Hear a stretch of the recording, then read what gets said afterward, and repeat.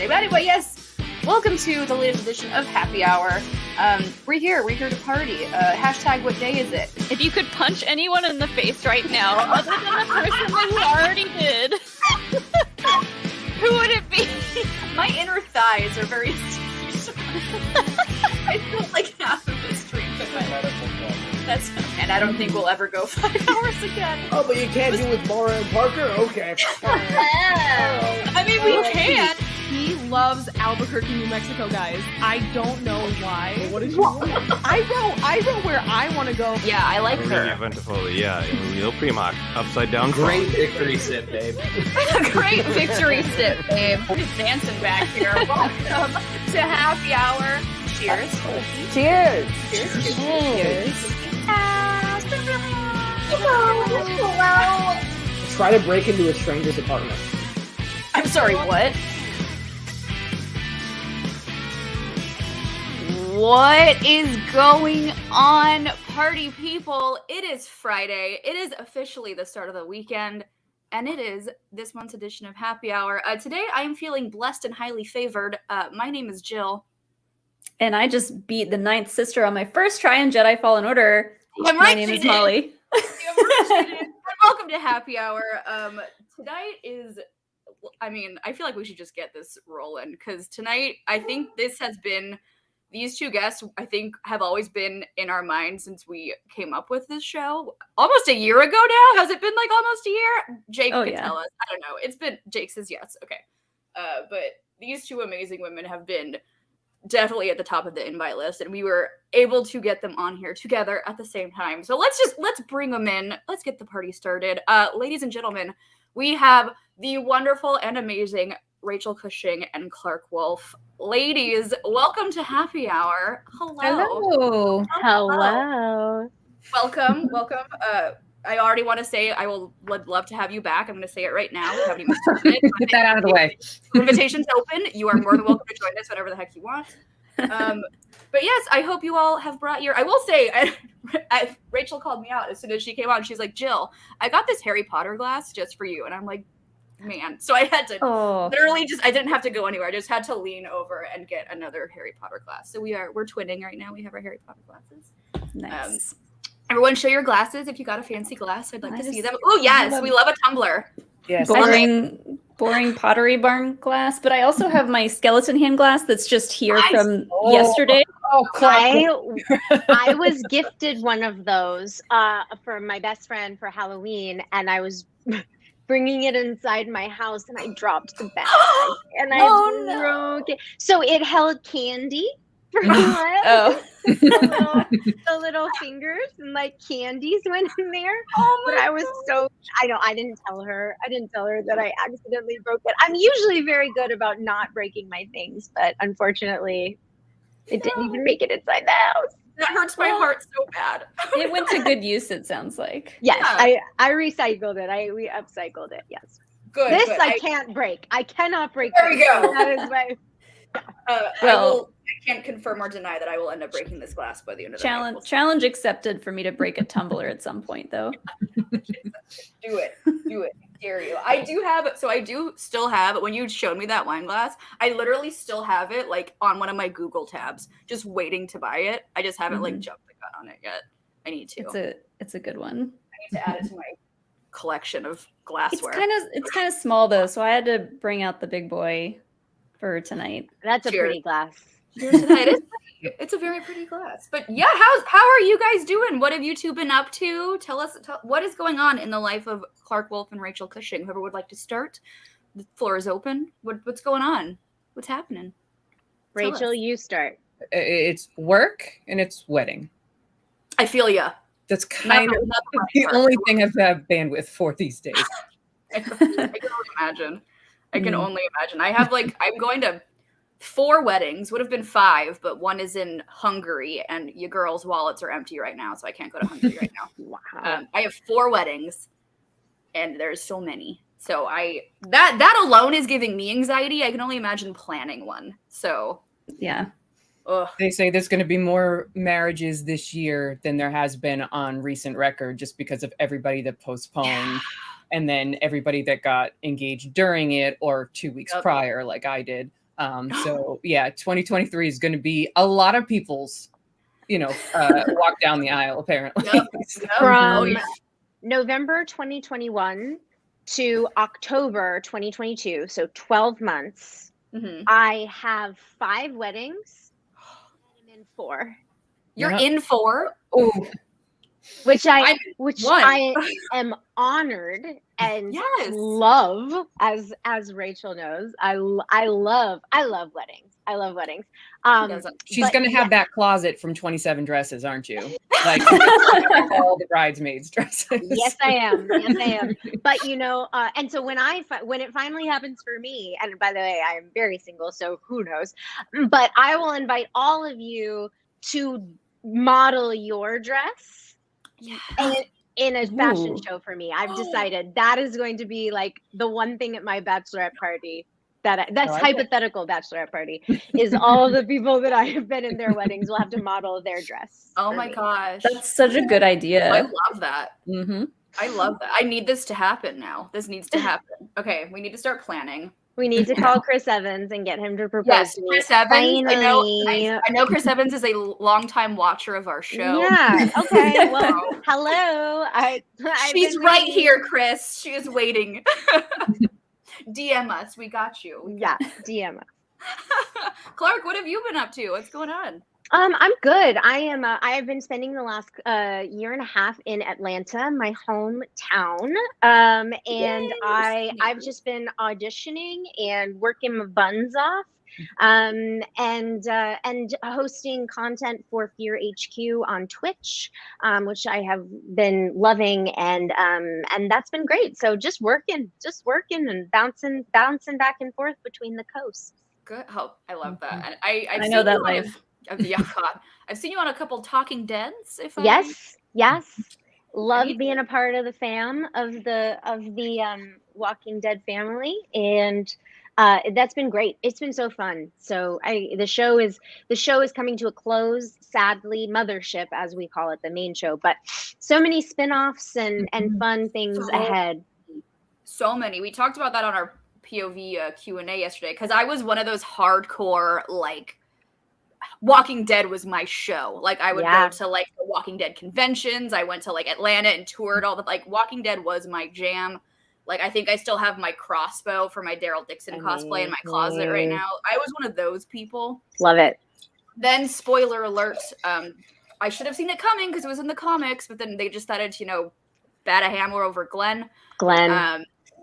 Yeah. And I haven't watched it since. I know. That's a breaking point for a lot of people, and that's totally fair. And I think that the creators know this. However, I will say that the arc with the Whisperers, for those who have read the comics or for those who have seen the show, the Whisperers arc is some of the best genre storytelling I've seen ever.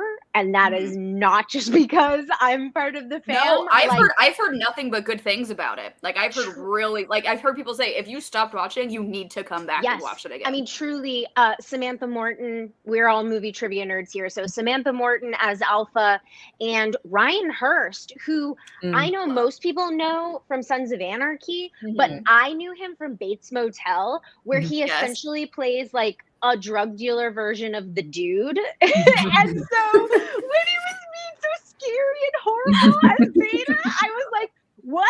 From what?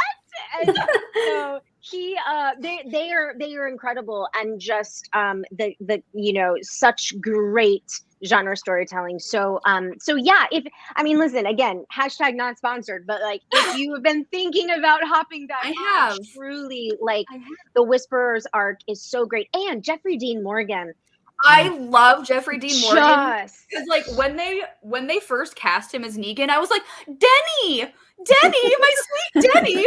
And now he's like sweet little Denny, and now he's bashing people over the head with a baseball bat. Like, I mean, talk about arcs and like acting. I mean, the arc that they have given Jeffrey Dean Morgan as Negan on the show, like, I'm Team Negan all the way now. And who would have thought? So if you're thinking about hopping back on, hop back on. Okay. You should. You really should. You may have convinced me. I mean, good. I got a lot of shows on my list. But It's great. It's great stuff. Truly great stuff. I need to get back into it. I'll bust out the crossbow. I know for a fact I have my Daryl Dixon wing vest in there somewhere. It's in there. I need one of those. Yes. It's nice. It's very nice. Rachel, what shows are you watching? I need to add more to my already long list of things I need to watch. We've been doing one for him, one for me. Perfect. we started it off with he watched all of Game of Thrones for me, and then I watched all of Breaking Bad for him. Okay. So now 2 great ones. Yep. So now we're watching Better Call Saul because the final season starts soon. And Downton Abbey for me. Downton Abbey. I need to get into that. Inexplicable reasons, Sam watched the pilot of The Gilded Age with me, and I didn't think for a flat second that I thought that was going to be a me show on like my own time or whatever. It's like, no, I'll check it out, and he watched the whole thing with me, and I was like, well, then Downton has to happen. If you sat through all of that and didn't hate me for it, then this is. So those are the 2 that we're going back and we're binging. New stuff, I can't keep up with it all. I got to admit, I watch, like, I did the Love is Blind, and Can we talk about Love is Blind, please? I need to watch that. Molly, I'm how have so you not behind. seen this show? I Molly? don't watch it either. I'm out of the loop. I know. I'm out of the loop. It's a train wreck. Just watching a train wreck happen. I mean, it's amazing, incredibly well produced, and I have friends who worked on it, and awesome. I like the first sets of episodes. Once they all actually start like getting together at the resort and all this stuff, that just feels typical reality TV to me. But the dating, the blind dating, and those pods and those rooms and everything, that to me is actually very, very watchable and kind of crazy. All right, Clarke and Molly need to add that to your list. I know. I need more people to talk about it with. I'm not a reality person. I'm really not. Like, neither am I. I can't. There's so much to keep up with. Like, I don't watch Succession. There's so many like high profile shows that I just have lost the thread or I don't watch, and I feel so left out of the conversation. And so, but then again, Love is Blind. Like, so many people I know watch that, and like Love Below, is that the one with the ship or the cruise ship? Oh, Below Decks. Below Below Deck. Deck. Yes. Below Deck. That, Below Deck. I mean, like, there are just so many love shows that I appreciate. Ryan's in the back. Ryan's in the background now going, but when you said Below Deck, he went, yes! Below Deck. I heard of it. They have huge fans. Like that it's like it's like Bravo's second biggest franchise after Real Housewives. Like, they just keep doing all kinds of.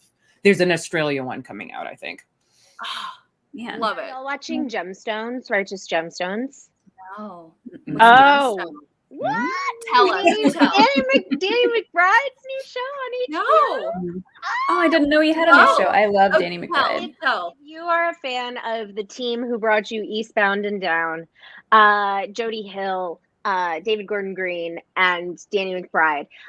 It's also the team that brought you Vice Principals, which I love. Season 1 of Vice Principals, I love so much. And then Righteous Gemstones, basically, John Goodman plays the patriarch of the Gemstone family. They are television evangelists. It is a family of Danny McBride, Edie Patterson, and Adam Devine. And their dad is played by John Goodman. Walton Goggins plays the Uncle Baby Billy. And just truly, like, season 1 has some of my favorite jokes of the last 10 years. Just so good. So if you haven't, and then season 2 is just truly wild. Skylar Gazondo, who I love. He is like up and coming. I'm obsessed with him. So if you haven't watched Righteous Gemstones, watch Righteous Gemstones. It's so wild and fun. Also, I just feel like it's 10 episodes or whatever, 9 episodes. They're 30-ish minutes long. It's dark comedy. And this cast is all firing on all cylinders. Eric Andre and Eric Roberts make cameos in season 2. It's so good. Season 2 is done now. Melissa agrees. Melissa Liddy agrees. So anyway, love Righteous Gemstones. That's the one that I feel like, so since we're talking about dark comedies, is anyone watching Severance? No, but everybody's haven't- talking about it, so like that I've is heard it's on great. top of my list now. Yeah. Yeah, Alex got me into it. It's a show on Apple TV, Apple Plus TV, whatever Apple's TV thing is called. Apple's thing.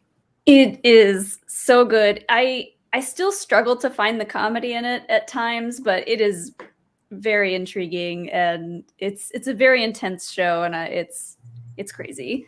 You just gotta check it out. It's like Office Space meets something like much darker, like Black Mirror, but Office Space. Oh, okay. And that's Adam Scott, right? Mm-hmm. Is the lead? Yeah. Yeah, I love Adam Scott. Everyone's over here talking about their amazing shows, and I'm like, did you watch the latest MasterChef Junior? Anybody? Anyone watch? You know, I've been watching a bunch of like documentary type stuff too. I watched The Tender Swindler. I watched I don't even get me started on the Tinder. The ones Swindler. that just kind of blow your mind and you just don't know what to do afterwards because you're angry and confused. I've never been so upset after a documentary than watching The Tinder Swindler. I was like, because you think he's going to get his comeuppance, and then he doesn't. No. Yeah, and like these girls are disappointing still ending. like in thousands of dollars in debt, and he's just like doing his own thing, and it's like, oh. And Bad Vegan is similar but different, but it kind of left me with the same feeling. I was just like, is this what these shows are now? That it's just going to be this kind of show?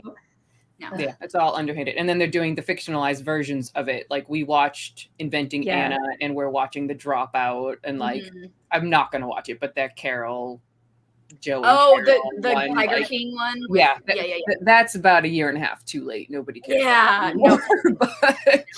but they're doing all the fictionalized versions of these crazy ass people who just hoodwinked others and stuff. So they don't realize that Tiger King was like at the very start of the pandemic when everybody was just stuck at home. We were really desperate for just anything that was worse than what we were going through at the moment, and that's why Tiger King happened to work in that moment. If we weren't stuck at home doing nothing, I don't know anyone who would have been like, did you see Tiger King? And it's like, no. It's wild because, you know, I'm a big Last Podcast on the Left fan, and they had been on Side Stories, had been covering Joe Exotic for well over a year before COVID, because all of his legal shenanigans started, you know, but obviously they were making this documentary, and then it just so happened, it came out during COVID. And so it was so funny to me when everybody was all of a sudden talking about Joe Exotic, and I was like, wait, how does everybody know about this all of a sudden? And I was like enthralled by his legal battle, but I was like, this story is wild. And then I didn't even finish Tiger King. I was like, no, this podcast is enough.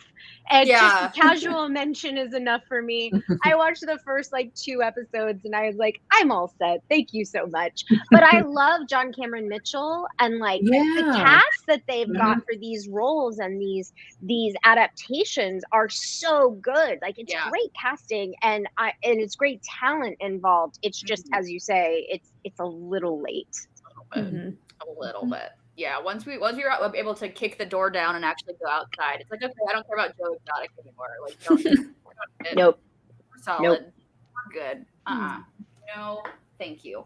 Go ahead. I was gonna say, you guys caught up on like the Oscar movies? No. I'm a lot better at that by the time the Oscars roll around, but this year with like Book of Boba Fett and everything, we just have really been slacking on seeing a bunch of movies. So there's still a lot out there that we need to watch. I've been trying to watch Coda for weeks, and I just need to force myself to make time for it because I know it's really good. I texted Rachel and Sam about Coda. I was like, what do you think? It's very either this is gonna win or it's very, why is this nominated? I feel like there's no like middle ground when it comes to Coda. I think there is, and I composed like 10 tweets and then just deleted them all because I'm like, I'm not going to wade into this fray. No. But like everybody's ignoring that there is a lot of middle ground because like I very much enjoyed Coda, but the criticisms are legitimate criticisms, and they're the same that Sam and I had, and Clarke, we talked about it too. Like it's, if you take the element out that this is a deaf family and a speaking girl who's in a deaf family, you're looking at a Lifetime movie script. Right. Like it is the most basic coming of age girl or boy wants to venture out on their own and not stay with the family business. There's a love interest. There's a teacher mentor. Like you don't get more basic than that. But because it's telling it from the perspective of a family that we've never seen depicted on film before, that's what elevates it. And the Troy Kotsur, his performance elevates it. And that last act and the scene is, I cried. I loved it. Like, I'm not saying I didn't enjoy it, but I don't think it broke ground in terms of storytelling or script or character or anything like that. Whereas something like Power of the Dog did, in my opinion. That is something you've never seen before. That's fair. In very interesting way. So like, neither's perfect, neither's terrible, but if you go on Twitter and you wade into this argument, that's all it is. So it's just that's all I see. I haven't seen it. No, you don't. No, you never want to walk this. But my joke, the joke that everyone gives me on this show is that I do a podcast for a movie trivia show, and I don't watch movies. So I haven't seen like any. My stepdad used to be in SAG, and we used to get them sent to us, like all like the Best Picture nominees. So we would get those, and I would watch it when we'd get those, and then he decided to just not anymore. And I'm like, no, I want those. Like, I need those movies. Please sign back up again so I can get those. So Jill, this was my first year as a SAG member, and I specifically was like, I gotta get the screeners. Finally, I'm getting the screeners. It's the best. And my mom has watched all of them, and I've watched like 4. Yeah, that's how it was. That's how it was with me and my stepdad. He was like, "What?" The screeners. Yeah, because I'm like, I have to watch Mindhunter again.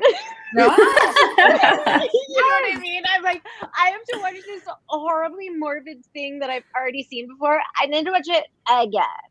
Yes. And again. So yeah, shame. I do that. I do that too. I watch things that I've already seen over and over so much because they're it's like comfort food. Just I watched Lost Daughter. I watched Isa Tammy Faye. I watched Coda. I watched Macbeth. I watched there's one more big West Side Story. I still haven't seen West Side Story. Oh, we did watch that one and I loved it. I was like, this is a remake, right? Like, how much better can it be? But then we watched it and I was like, oh my God. I just like fangirled out the entire time. Hey, Paige. Real quick before we continue, we did have a couple of super chats. Jake, whoever wants to pop in and read, or do you want me to read them? I'll read them. Thank you. From Joshua Bernard, I would love to see the Shire Wolves come back in a regular or an exhibition match. They are the best. They are the best. We do love the Shire Wolves. It's very sweet. Sweet. Thank you. So sweet. You're welcome. Yes. It's not going to happen though. Sorry. It's not like Christian doesn't try. No, I'm sure. I talked to him last week, and no.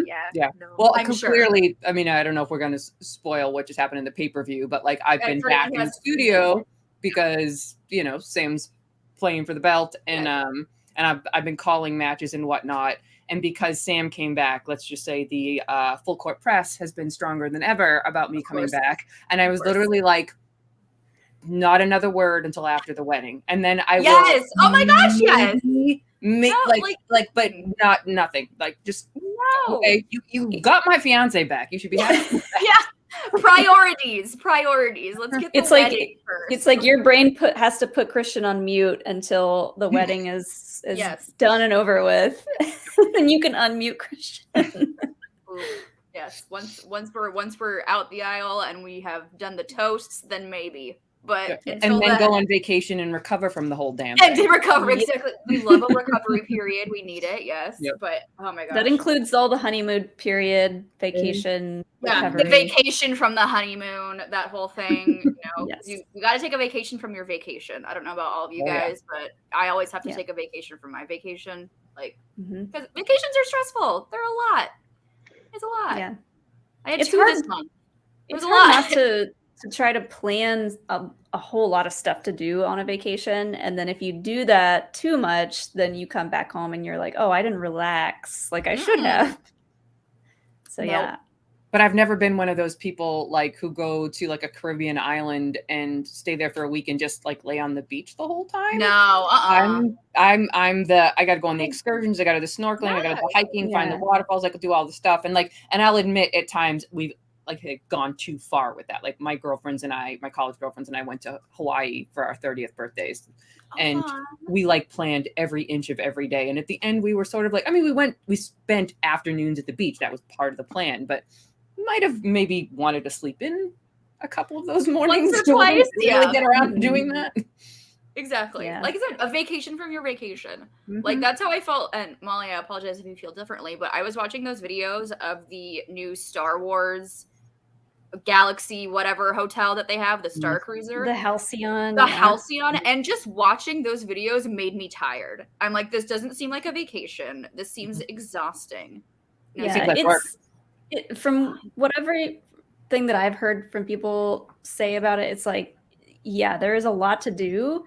And there's potentially things that you would miss out on if you didn't do them and then not get a chance to do them at any point during your stay, which is really frustrating. $6,000 and you don't want it. You can't be like, I can do this again. No, you can't. So you have $6,000 to spare. For the money that you're paying, I honestly, for me, it's not super worth it. No. Because like $5,000, $6,000, that's a plane ticket to That's a European trip. Mm-hmm. Yeah. Me and Alex have been trying to go to New Zealand for years now, and we're definitely going to try to do that before we stay in a Star Wars hotel. Priorities. Yeah, no. Because especially too, because we would end up working the whole time. Like trying you to guys just need to stop doing that. Film everything and like figure out everything and vlog the whole thing. And yeah. Didn't Alex bring his computer to the dog park when you guys were there like 2 weeks ago? Yeah. Stop it. But we went on a day that we were going to be working to try to see if we could work there. Because there's this really cool dog park in Edgewood in Atlanta, and they have decent Wi-Fi. And so we took our dog Hilo there with the intent of kind of like doing some work while we were there. But of course, you're at the dog park and you're just like, oh, wait a second. Molly, are you in Atlanta? Yeah. Yes. Your neighbors. Oh my gossip girl. Well, we really are. I'm back at my parents' house currently. That's why my bed is in the background. Oh. But actually I'm very close to Edgewood. Like very close. So maybe, what kind of dog do you have? He is a German Shepherd Hound mix. Okay. Very cute. I'm sure he's adorable. I was gonna say Rufus gets scrappy with like bigger dogs. Sometimes he needs to be a big tough man. Because I was like, I could bring Rufus to the dog park too, but Rufus cannot play with a big boy. He'll try to be a big tough man. Yeah. Is he a Napoleon complex? Yeah. Yeah. Love it. It's called Fetch. They've got a couple of different locations in Atlanta, but it's such a cool little spot, and they have a bar. So like, okay, well, we need to go there. We need to go there. The bar is called the Bark. The Bark. The Bark. All right. Yeah. We'll chat after the fact. We've got to meet up. That's amazing. Oh my gosh. All right, make it happen. I'll fly out and join you guys. Rachel and I will. I'll buy Rachel's ticket. We'll fly out. We'll go to Atlanta. I've never been to Atlanta. You've never been to Atlanta? No. I love Atlanta. It's like my There's favorite lots city. to do here. It's a fun place. It's a great city. I miss Atlanta. Would you guys like to partake in a drinking game? Sure. Mm-hmm. Totally. What are we all drinking, by the way? I know. I have a rosé. I'm drinking rosé as well. Of course, Are you Clarke drinking? is. Yeah, Clarke Wolfe rosé all day. Hey. I have this. It's Australian. It's an Australian rosé. I was drinking Chloe. This one is Martin's Pickup Rosé from Australia. Shout out to all my fellow Australians out there. Nice. Mm. I got like kind of a nice bottle. I don't know. I've seen kind of a nice bottle. Define kind of a nice bottle. I mean, it looks very fancy. That is a very fancy bottle. Ooh, pretty. It's a Pinot Noir, which I've been on kind of a Pinot Noir kick lately, and I heard a couple of people on TikTok talk about this one. It's very good though. I need to start getting used to drinking reds because I'm weird and people are like, why can't you drink reds? And I'm like, Catholic guilt. Whenever I drink a red wine, I feel like I'm having communion, and I'm like, I can't do it. I'm sorry, but I'm trying. I'm learning how to drink red wines. I'm getting there. Put some ice cubes in it. There we go. Make it a sangria. That's what I do. Fine. I put ice cubes in my wine. I do it, and I'm not afraid who knows it. Oh, I don't do it. Make your wine chilled. I'm all for it. Yeah, I like most wines. I don't know. There's not a lot of wine that I don't like to drink. So, cheers. I wish I was like that. Jake, before I start, do you have a Streamlab? You said.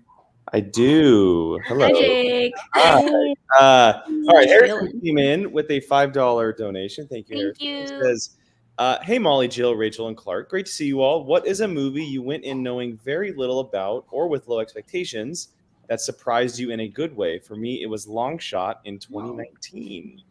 Great choice. Malignant. I freaking love Malignant. I did too. I got Molly into Malignant. I hope it, and you see where it led.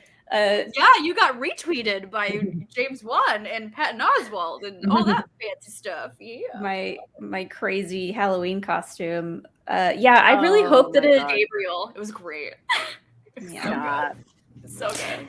I hope that it wins that Oscar fan vote thing because I voted for it. I would die. Why? Won an Oscar?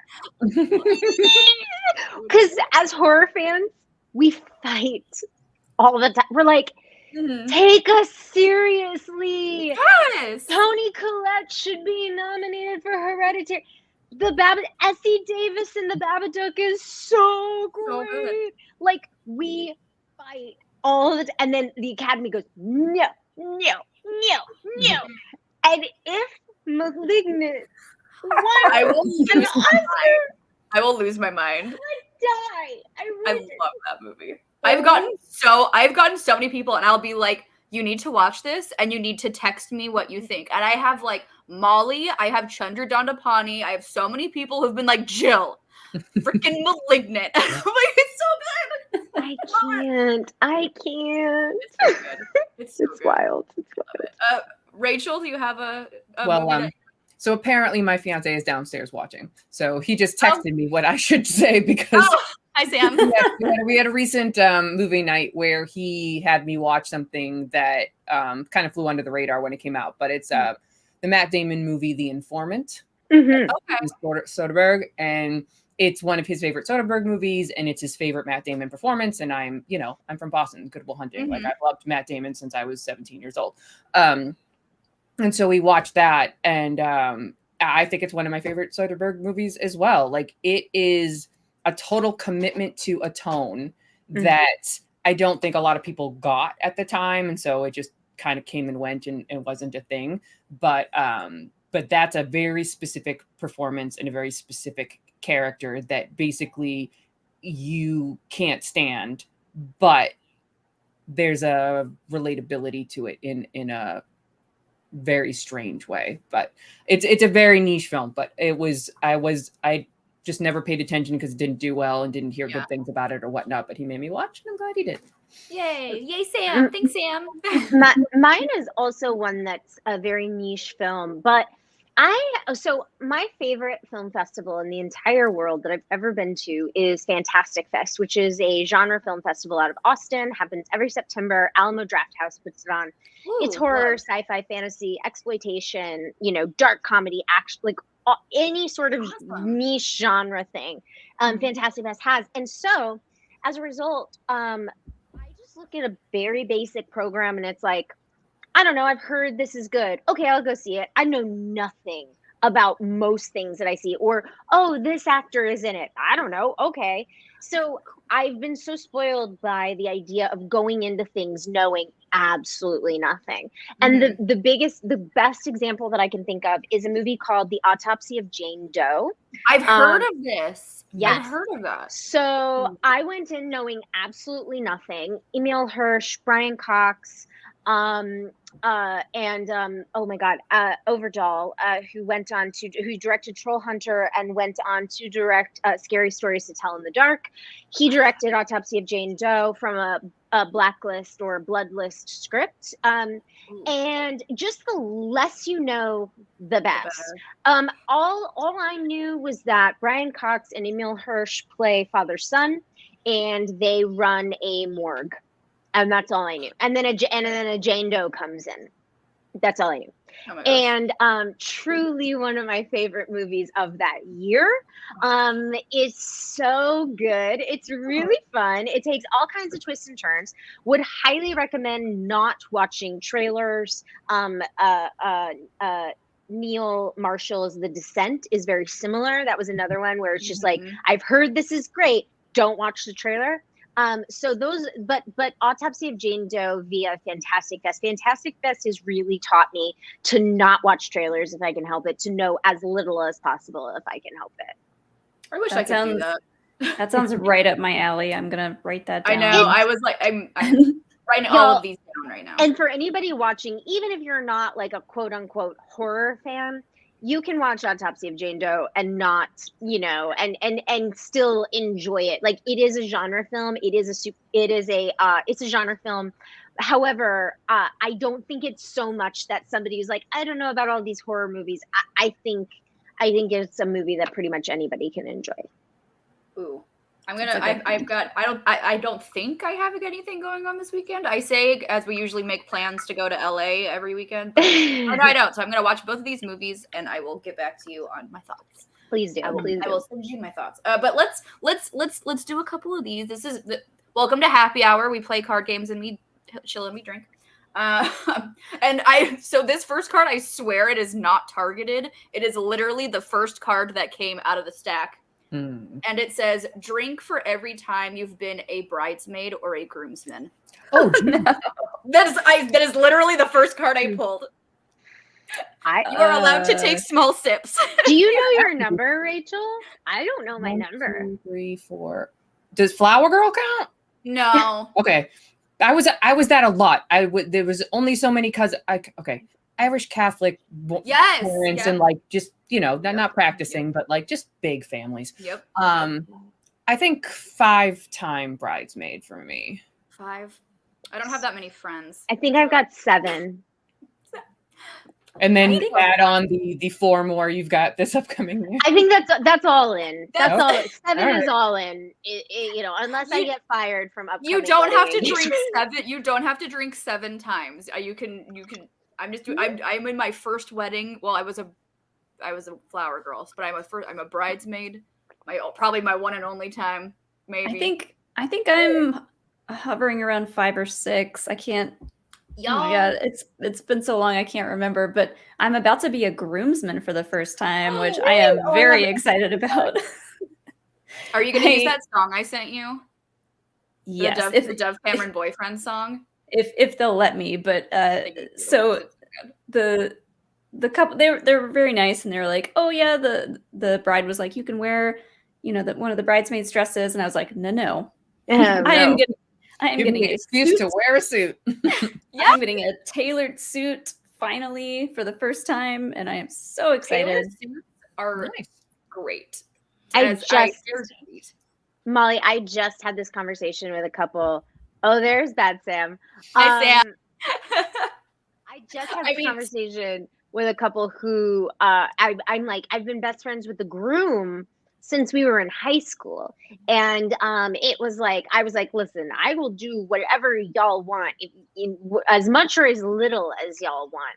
And ultimately we decided to have me and her on her side. So I'm going to be a bridesmaid. But but yes, I was like approaching the groomsman or the groomswoman or whatever.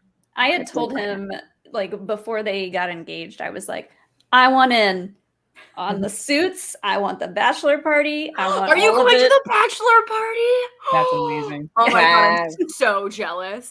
I am so jealous right now. Oh my God. Oh my God. I need that in my life. I mean, we're just like getting a house on the beach, which I was like, yes, I do want to go to that. That's amazing. They're not going to have strippers. They're not going to do anything crazy. We're just going to the beach. But I was like, I'm going to a bachelor party. Yeah. Let's go. I'm going to be a secret spy. Oh, don't be one of them. No. I'll be the secret spy of them playing board games. That's mostly what they're going to be doing. Board games and being on the beach. Airbnb. So it's going to be a typical Damon party where I'm going to see all the little tiny lines in your Instagram story. Mm-hmm. Yeah, that's what I thought. I thought so. A lot of drinking games, probably. I mean, that's what we're doing now. Speaking of, it's a good time. It's a good time. This one, everyone will have to give a different answer because no one can cheat. So drink if you can't name a single city in Alaska. It's the biggest state in the US. You should probably know one. I know a couple. I think I know a couple. Okay. Name one. Anchorage. Juneau. Okay. I was gonna say Anchorage. Well, go Molly, go. Salmon City. What? Salmon City? That's No. definitely one. That's No. gotta be. Someone's look up Salmon City, Alaska, please. Ketchikan was gonna be my answer. Salmon. Now I need to go to Salmon City, Alaska. Sounds delicious. I will drink for that one. No, I have a friend that she worked on a cruise tour that went to Alaska and The best. said it was amazing. And I was like, I really want to go there. I did an Alaskan cruise. I did a Disney Alaskan cruise because I'm one of those people. Wow. Disney cruises are great. That sounds amazing. Disney cruises are wonderful. I will say that now. But we toured all of Alaska, and if my significant other didn't have, again, a large Irish Catholic family, I would get married in Alaska in a heartbeat. Like, there's this cute little tea house where, like, they make all of their food from their little garden that they grow in the back, and they have this big, huge, cute little flower garden. And I was like, okay, this is where I would want to get married. Yeah. And then, of course, when we were in Juneau, we went to a national park, and as we're walking to get to the waterfall, we see a bride and a groom in their suit and their dress. She's wearing these big old rain boots with just the two of them and a photographer taking, like, these gorgeous wedding photos. And I'm just like, oh my God, I want to get married. Oh, the potential for the photos out there would be insane. Gorgeous. There's a of course. You can take a half a sip. Half a sip for King Sam. I already took a sizable gulp, so proud of you. I'm proud of you. Jake, did we have a super chat? I saw one. Thank you. Jill, Moscato and Riesling are both great wines. They are two of my favorite types. Same, Joshua. I love a good sweet wine. Those are the only wines that my mother-in-law will drink, so I seek out ones that I think I might like as well, because I don't like a super sweet wine. Just had a friend of mine gifted me it's Sam Neill's company, two paddocks. Okay. That's his brand.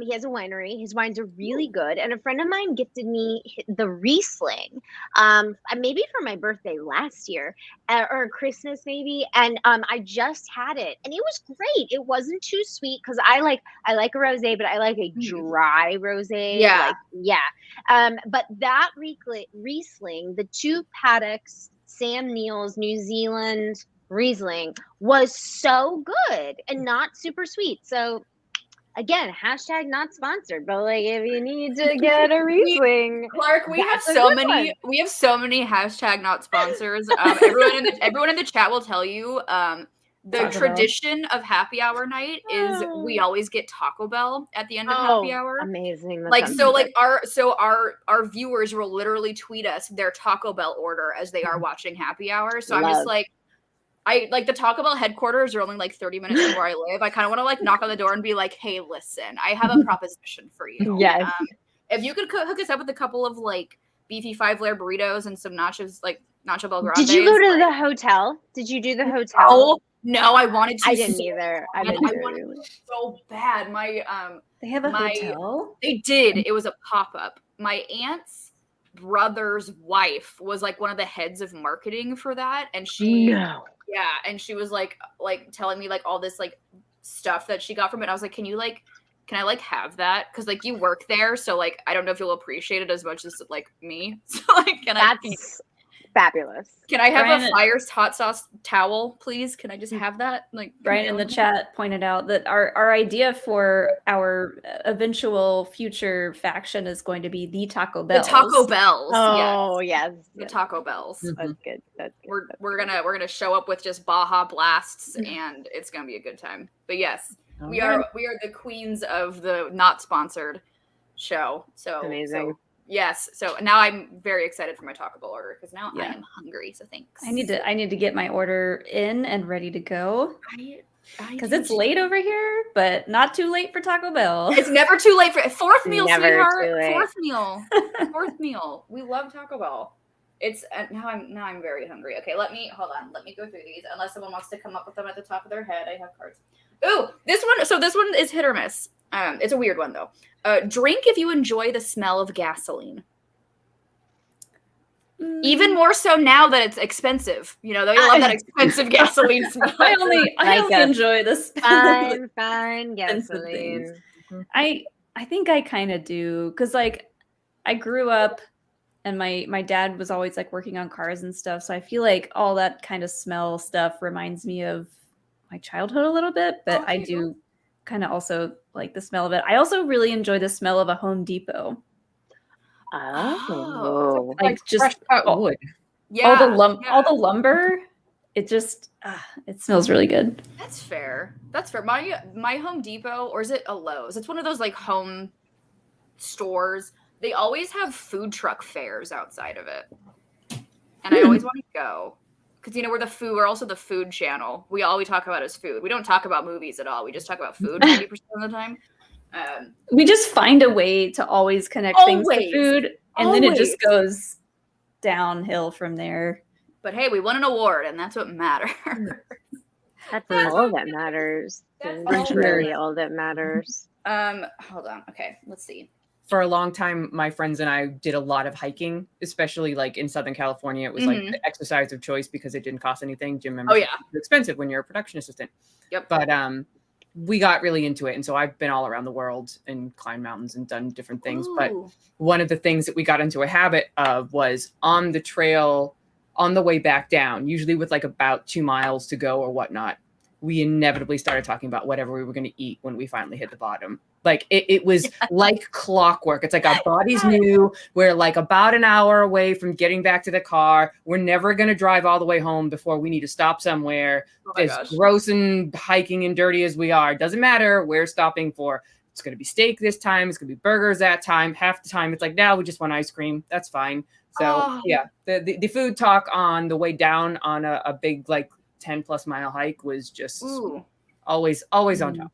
Okay, you're gonna have to give me some good hiking trails because I don't love hiking, but I would like to start like actively doing it. So you need to send me some good hiking trails around here because I would love to. Yes, please. We've been trying to get more into hiking. What's been like your top 3 hiking adventures? So the one that everybody's always like, I guess the proudest would be I've climbed Kilimanjaro in Africa. That's so cool. How many miles is that? That's a lot. That's a big mountain. 50, between 50 and 60 all told. Did you camp? Did you camp? Yeah, okay, I was like, please don't tell me this is just like you're trekking from sea level to 19,300 feet in a day because you die doing it. Because I was gonna say, yeah, that's okay. Aside from just the physicality of how hard that would be, but you have to acclimatize. So you got to go up 4,500 feet, camp, get used to the less oxygen, do it again, get used to it because there's such little oxygen up there when you get to the top. So that was the hardest and like kind of biggest one. But my favorite trip was I've been trekking in Nepal. So I've not climbed Everest, but I have seen it in person. And hiked around like the, right around like 17,000 feet and all the villages and everything. And that was, I'm not a religious person.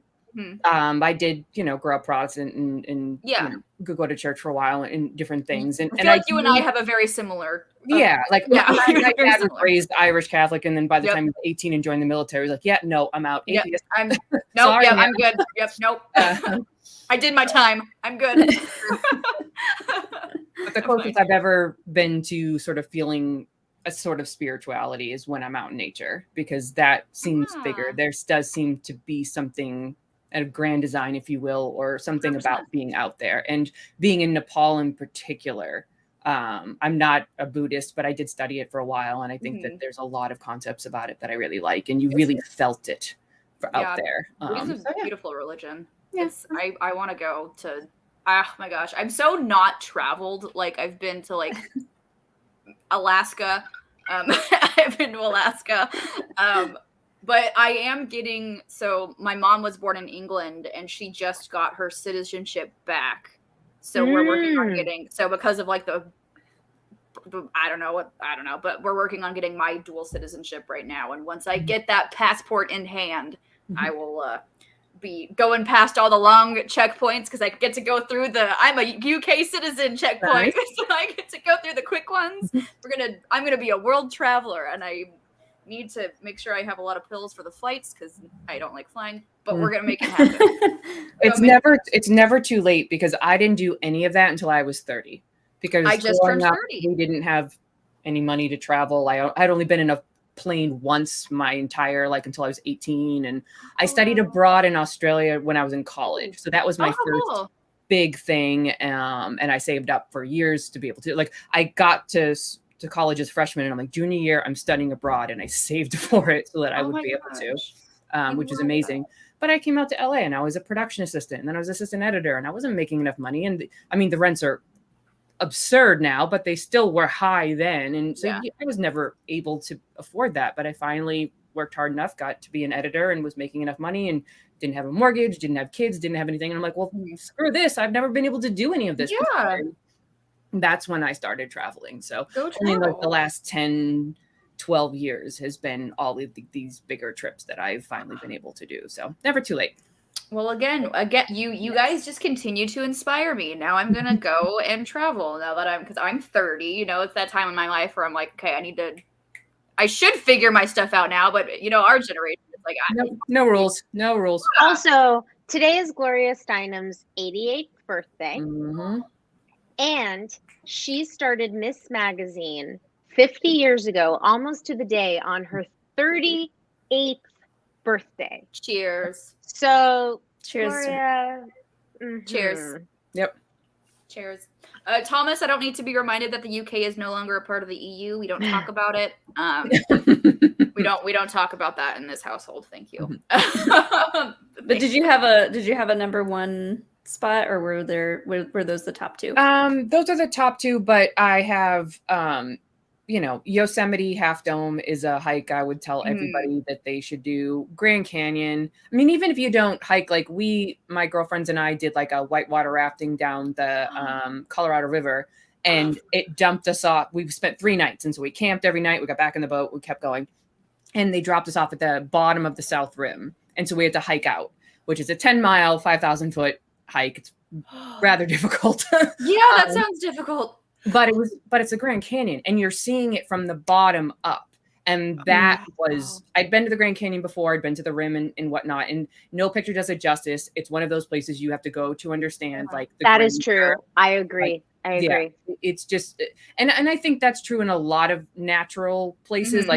I'm sure Alaska's got to be the same way. Oh my gosh, isn't the same in a picture or a video as it is in person. So, Grand Canyon's right up there, but, and there's tons of small hikes and stuff. I mean, even just around here, the Santa Monica Mountains have some lovely hikes up there. Topanga Canyon and Eagle Rock and Trippet Ranch and all this stuff around here. That's why I got into it, because Southern California, it's February and it's 70 degrees and sunny. I'm not buried in 2 feet of snow I did my entire first 22 years of life. I need to start taking advantage of the fact that we don't have snow, and I need to start actually, because I know it's the most touristy thing to say, but I've always wanted to do that hike up to the Hollywood sign because I've never done it. And while you do it, you have to go to the Bat Cave first. Because the old Adam West, the cave that they shot where the Batmobile came out of, you hike right over there. You had me at Adam West. Yes, and then you can get right on the trail and you can go right up to the Hollywood sign. I used to do it on every week when we were first moved out to LA, my best friend and I. Okay. And then I'll go get myself a nice big Felipe's dipped sandwich. Oh, it's the best feeling in the world. You can eat whatever the hell you want after you hike because you just worked just your hiked. ass off. So Treat you can do yourself. whatever you want with it. Yeah. Treat yourself. Mhm. Treat yourself afterwards. Yeah, it's okay. Now I need to start. When it's not, it is like 90 degrees. At least in Orange County right now, it's been very hot. So I don't really want to. It's ridiculous. I know that the first day of spring happened, but still, like we've had the AC on the last 2 days. And it's like, I know. right? And it's only March. It's only March. I hate it. It's- Although I'd rather this than either humidity or snow. So I was gonna say it's getting there. It's getting there in Atlanta. It kind of like it gets hot and then it gets cold again and it gets hot and then eventually, you know, when summer comes, it's just hot and humid, and that's like going outside is like going into a sauna full of sweaty people, and you're just like, don't miss that. Nope. Yeah, I don't. Sucks. It's change like 3 times a day. Yeah, just like have sweat pit stains. a lot of showers in the Gross. summertime. If I will say Atlanta's is not. I feel like the worst humidity I've ever experienced was Baton Rouge, Louisiana. They're below sea level. You literally go outside for 0.2 seconds and you want to take a shower because you're just so sticky. Like it's just like. You just got to embrace the stickiness. I don't want to embrace the stickiness. As long as everybody else is too. I would hate to, like, I think the worst thing would be like if you feel like you are, but everybody, how do you look so like calm, cool, and collected and you're not like pouring sweat? I'm a sweater. It really sucks that I am, but like it's not people who post like, oh, I worked out today and like, you know, all those they're completely dry. I'm not posting pictures of me working out because nobody needs to see that. Nobody. Same. Nope. I am drenched. Like, no. I'll also be just like beet red. Oh, just like I'm turn into a tomato. So, like, it's this or like giant red.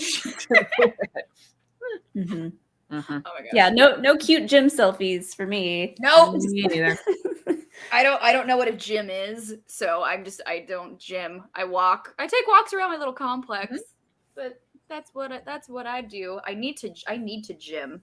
I should gym. You can do most of it at home.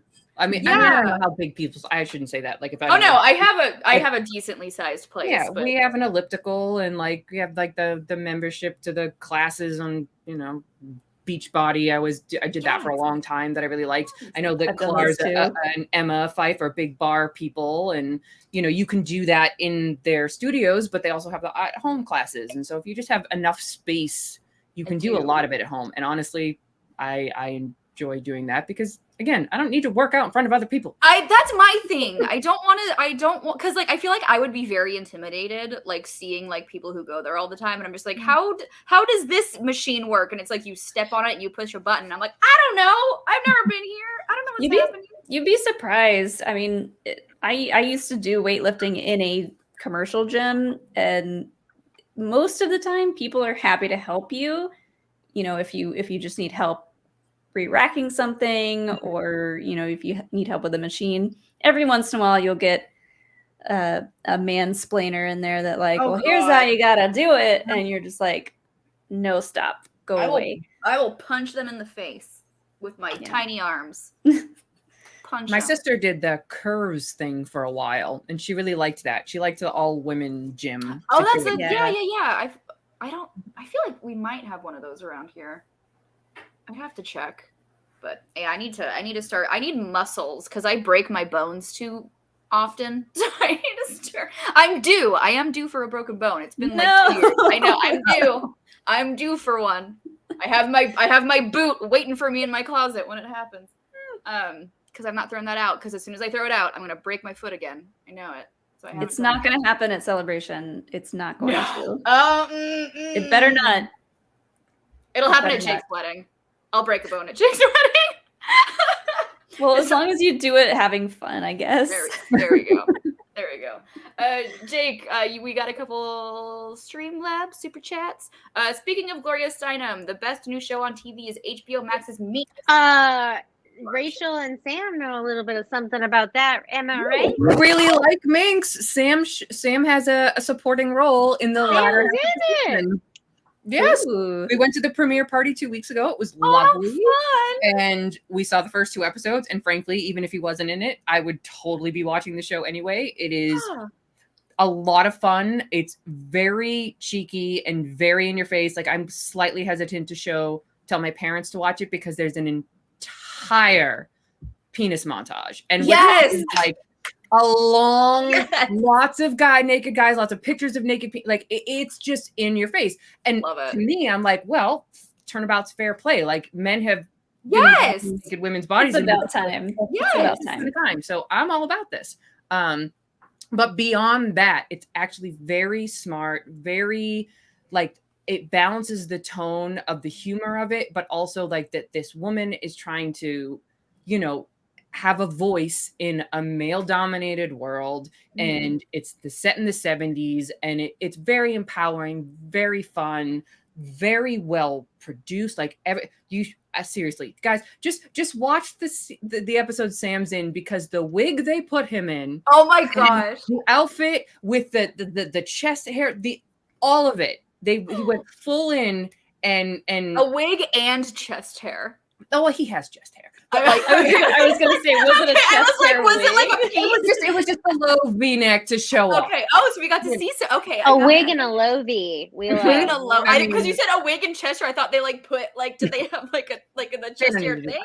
Oh my gosh, I love it. No, okay, I'm so glad people like it because HBO Max doesn't promote anything, and like all I saw was a couple of Instagram ads. Netflix does the same thing. Like, and so unless it has word of mouth and people talk about it and get people to watch it, then there's no guarantee for a second season. So like there's originals on there that you've never heard of before because nobody talked about it. They dropped, nobody watched it, and then it went away. So for every hacks or for every flight attendant or flight attendant, there's 3 shows that just didn't make it. And I don't want Minx to be one of those. I want it to be one that gets talked about. He's in episode 7 and 10, I think. Ooh.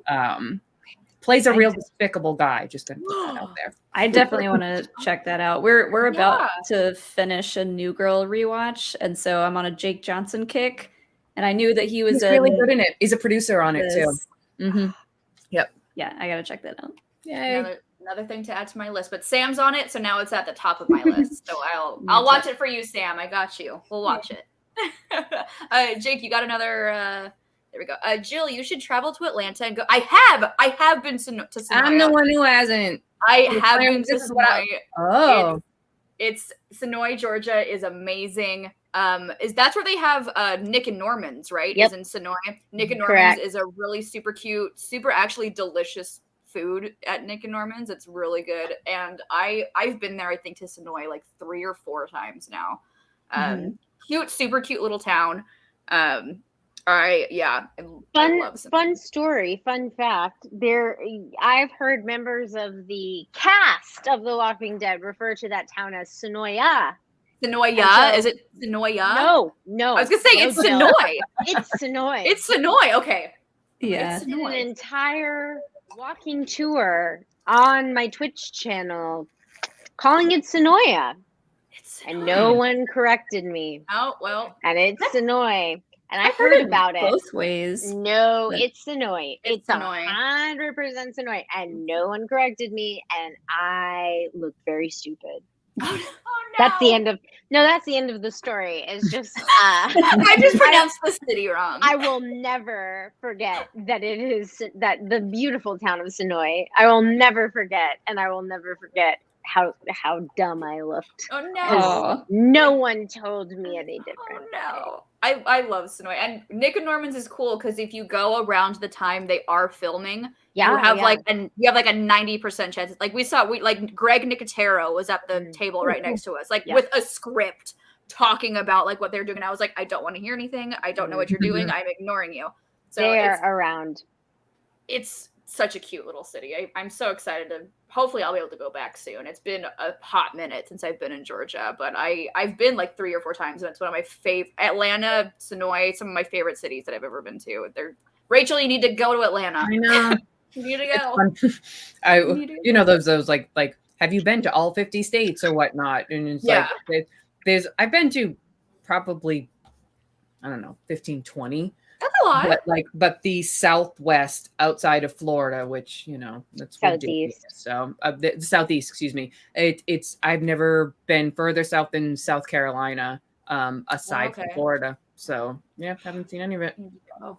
My dad lives parents down there. love New Orleans. Apparently, New Orleans is New somewhere I Orleans really have to go to. It's too. so special. New Orleans is amazing. I've been because my dad used to live in Baton Rouge. He lives on the Gulf Coast right now. But I would go to New Orleans all the time, and now it's at that point. I've been so many times. I only go to Pat O'Brien's, and I don't leave. I sit down, I watch Dueling Pianos, and I do not leave that bar. Like, I'm done bar hopping in Louisiana. Like, no, New Orleans, I don't need to bar hop anymore. I just need to sit down with a hurricane and enjoy my Dueling Pianos, and I'm solid.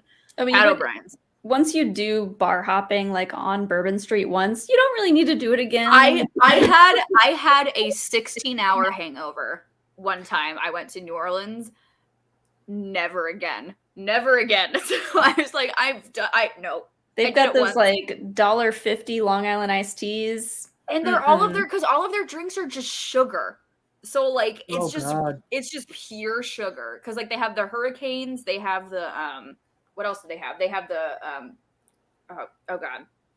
the juleps? Mint juleps, hurricanes, the hand grenades. Hand grenades, yeah. It's all just straight pure sugar. Yep. Yeah, So I went when I was 21 with like some friends, and like I don't need to go back to that scene. No, I would love to go back and do anything else, but that was interesting. Oh my gosh! Now I hurt just thinking about that one time in New Orleans. Anyway, before I go into a tangent, we have more Streamlabs and Super Chats. Rachel, have you done the Narrows in Zion? I think that's one of the most beautiful hikes in America. From Jane. Hi, Jane. Thank you. I've been to Zion a couple of times. I've climbed Angel's Landing twice. And my dad, my dad's a retired firefighter, and he's a bit of a mountaineer too, but he loves like I grew up in New England, so he loves the White Mountains. He loves whiteout winter conditions, the pickaxe, the thing, all the stuff. That's his favorite kind of hiking. So, but we do hike together. And we did Zion, Angel's Landing, and we went to the Narrows, but it was too turbulent. They weren't letting anybody go upriver. I just think that there was too many, like the spring rains just made it too unsafe. So I haven't done the full thing. I've been at the base and walked a little ways up in the water. I have done canyoning hikes before, and they're so special. They're so interesting. It's such a unique perspective, and it's just a lot of fun because I grew up a swimmer as well. So like I like that hiking swimming combination kind of a thing too. Not like a racer or anything like that, but just like my family with like water people and that's awesome. And swimming. Like I did a triathlon when I was the year I turned 30. I was out to prove a whole lot of shit the year I turned 30. Oh my god! I was gonna say, like, I'm 30 and my knees hurt from sitting down too long. It was the whole thing. But everybody was like, "Oh, did you have fun?" I'm like, "Well, the swimming part I had fun. The biking was awful, and the run was fine. But like, oh god, I'm like, I never want to get on a bicycle again after that, and I haven't." Yeah. Now I'm. This might be a stupid question, but I am geographically challenged. Where is Zion? Utah. Okay, thank you. I'm going to Utah for work in June. Ooh, maybe I can. Utah is one of the most beautiful states in the country. I've never been. There's Zion, Escalante, Canyonlands, Arches National Park. Like I've heard of Arches. Stunning. Mm-hmm. It is national. If you're an outdoors person, naturalist person, like it is just one of the most beautiful states. I've been several times. I'm excited to go. I've never been, and I'm going for work in June, so I'll have to try and make time to do all the fun things and not just work for 12 hours a day. Hopefully I'll be able to. Hopefully. Well, I know Jane does a lot of hiking and Jane does a lot of hiking. A lot of traveling, so thanks, Jane. Thanks, Jane. She inspires me to try to do more of that stuff too. So. Is Jane's gonna be at Celebration? Jane, you're gonna be at Celebration? I think so. I'm pretty sure you are. I hope so, because I miss you and I'd like to see you again. Please, thank you. She was at Dragon Con, and you guys all should come to Dragon Con at some point. Only because I know so many Game of Thrones people. I've never been invited to Dragon Con, and I feel like, as a hometown girl, I feel like I should be invited. Dragon Con people, what are you doing? Invite, I mean, invite Clarke. What are you What doing? are you What are even you doing? What are you doing? Messing up. Yes. no yes, one's yes. ever invited me. We just started going and never That's the stopped. thing too, is like I don't have. Well, yes, it's good to have a group or people, a plus one. That's what you need to just like go to a place. If you're me and you're just like, I'm here. I'll be your you- plus one. Yes, I was gonna say you and Okay. Molly. You guys Alex are gonna go to has- the dog park. Y'all are Alex has best plenty to friends. do. Dog park plus ones, Dragon Con plus one. Alex can do his own thing. You two can party it up. We're at Dragon. kicking him out. Alex isn't allowed anymore. He's getting the boot. Not allowed. He's not allowed to go to Dragon Con anymore. Jake, you have more super chat? We actually have a couple Streamlabs, but Oh. one in particular came through that I want to get to first. From Miss Marisol McKee herself, with a very, very nice donation. Spending a Marisol, Friday night with these four phenoms is a no-brainer. No Schmoedown talk / spoilers. This is happy hour, damn it. Just sharing love for women I love. Cheers. P.S. Would love to hear takes on Russian Doll and Hacks. Ooh, Russian Doll. I forgot that the season 2 is coming for that. And the first season was so good. I can't wait. I didn't watch Russian Doll. However, in an acting class I was in, we read the pilot for Hacks. It was just came up in our, and it was before it came out. And I am friends with Hannah's mom, Lorraine. So I just saw the pride that Lorraine felt for her daughter in this leading role. And even before that role was cast, I read that pilot for class, and I was like, this is the best pilot. This is one of the best pilots I've ever read. This is like legitimately funny. Like the jokes jump off of the page, and not that anyone's sending me pilots to read. They're not. I'm like having to find them. They should be sending you pilots. Thank you. I You're agree. welcome. No, but truly, like I sought out the writers, the credit, on that pilot, and just wanted to tell them their Twitter DMs were closed. They did not want to hear from me, but I truly was just like, but even before Gene Smart was announced, before Hannah was announced, before any of it was announced, I got to read that pilot, and I remember being like, this is so. I'm gonna use my one F word because on Twitch they make sure that I don't use it, but I know we're allowed. I know, but I'll just use it once. It is so fucking funny. That pilot is so fucking funny. And so anyway, those are that's my thoughts on Hacks. It's just like the writing and Gene Smart. We're all here for the Gene Smart assance. But if you haven't watched Watchmen, please watch Watchmen. Oh God, please it's watch so Watchmen. good. Watch me. Stop now and go watch Watchmen. Go watch Watchmen. Go on. And watch it. also It's designing so women, good. and yes, but but anyway, yeah. So I haven't seen Russian Dolls, but like I remember reading that pilot and was like, no matter who is cast in this writing is so insanely good. And I am jealous. I am officially jealous that I have aged out of this role and am way too young for anything else and too old for everything else. But anyway, No, don't say that. Wasn't what's her name in Mean Girls when she played? Yes, wasn't she like 30? She was 27. Rachel McAdams was 27. Rachel exactly when she was playing a teenager. Yeah, well, You know how many times Sam's played a teenager, like almost up into his 30s? I'll just say that I don't look like Sam or Rachel McAdams at 27. I think I have a very clear woman pushing 30. No. But nonetheless. Anyway, Hacks, pilot, brilliant, so good. Those are my thoughts. Yeah. Sam and I are always looking for a half an hour comedy, but we have very different ideas of comedy, so we don't always land on something. We actually took a little while to warm up to Hacks.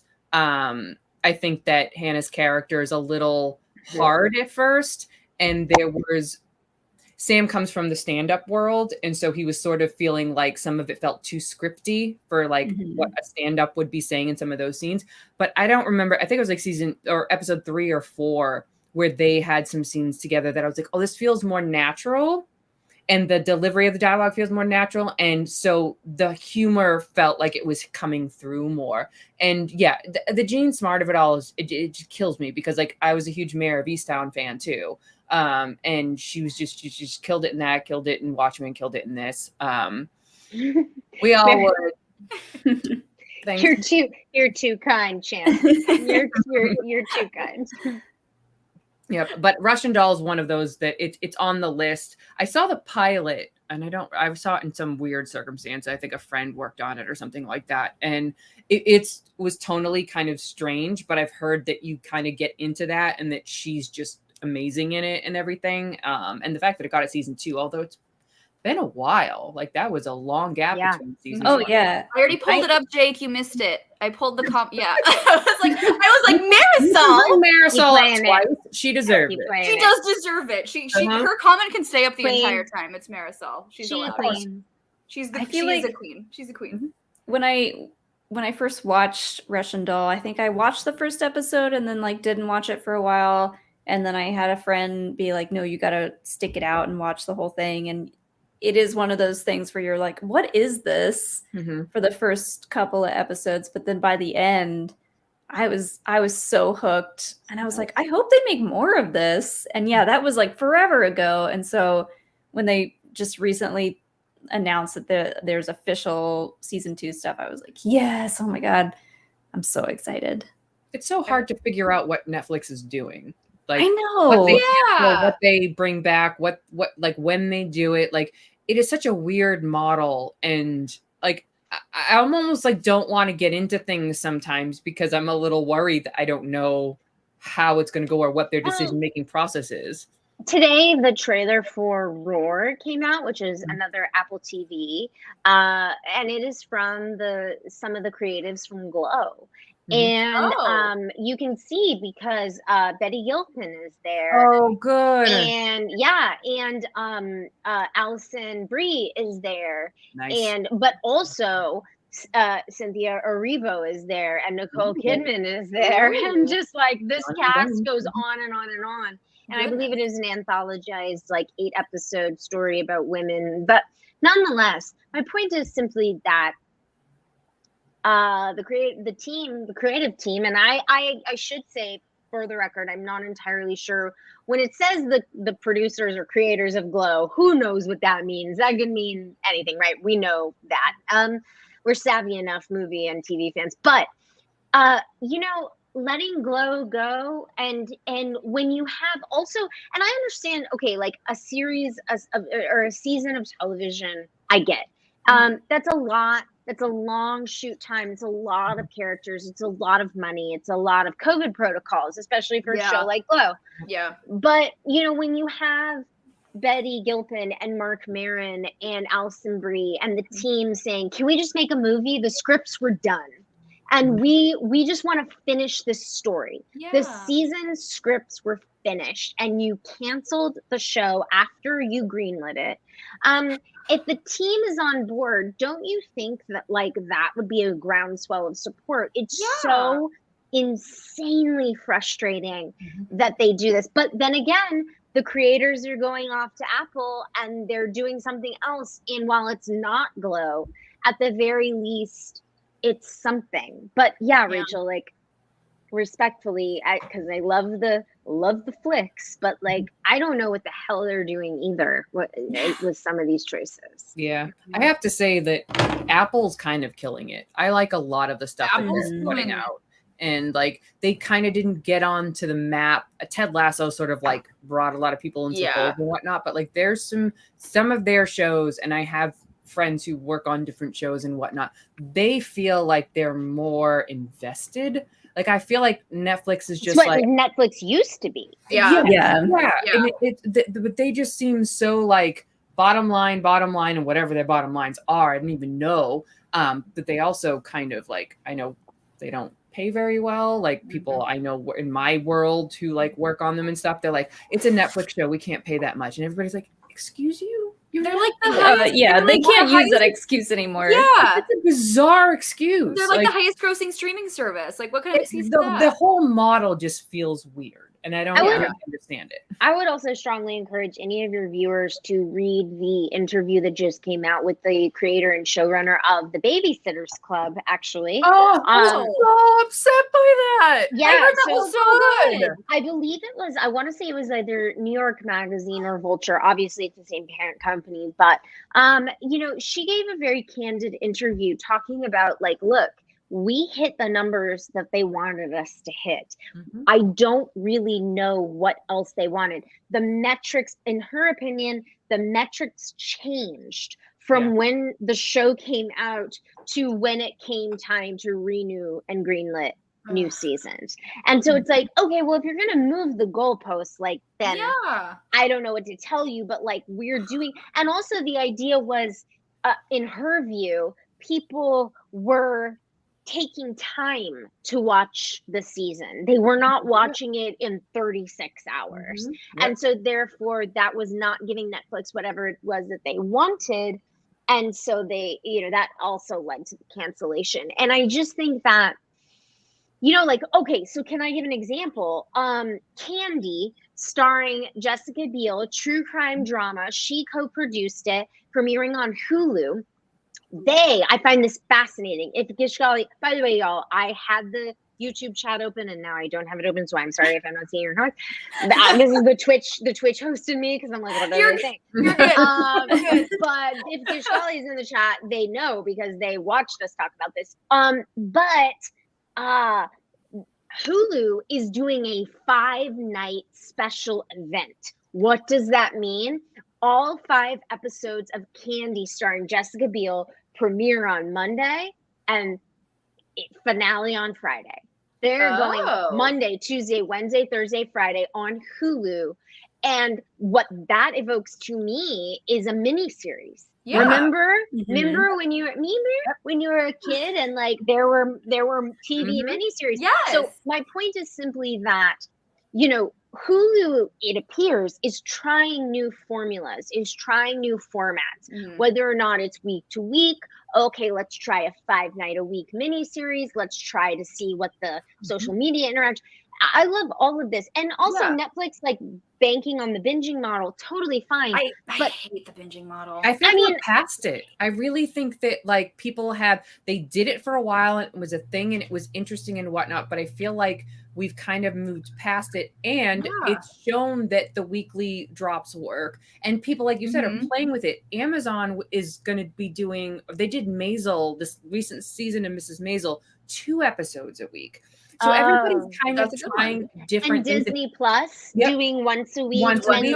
There's making it a social media phenomenon. And making it water cooler again. Yes. That used to be how it was. Yes. And so when you drop everything, I think what Netflix is doing is they're dropping everything. And if they drop everything on like a Love is Blind, people ate it up because they were afraid to go on social media and not having done it. Whereas the Babysitters Club is not fraught. That isn't a worry. So you're gonna get to it because it's excellent and you want to get to it, but not fast enough in their mind. Like, look, I'm the biggest costume drama person in the world, and I might have been, working today, but I also might have had the first 2 episodes of Bridgerton too. And because I'm definitely afraid to go on Twitter and people be talking about or Bridgerton, because those are the people I follow, clearly.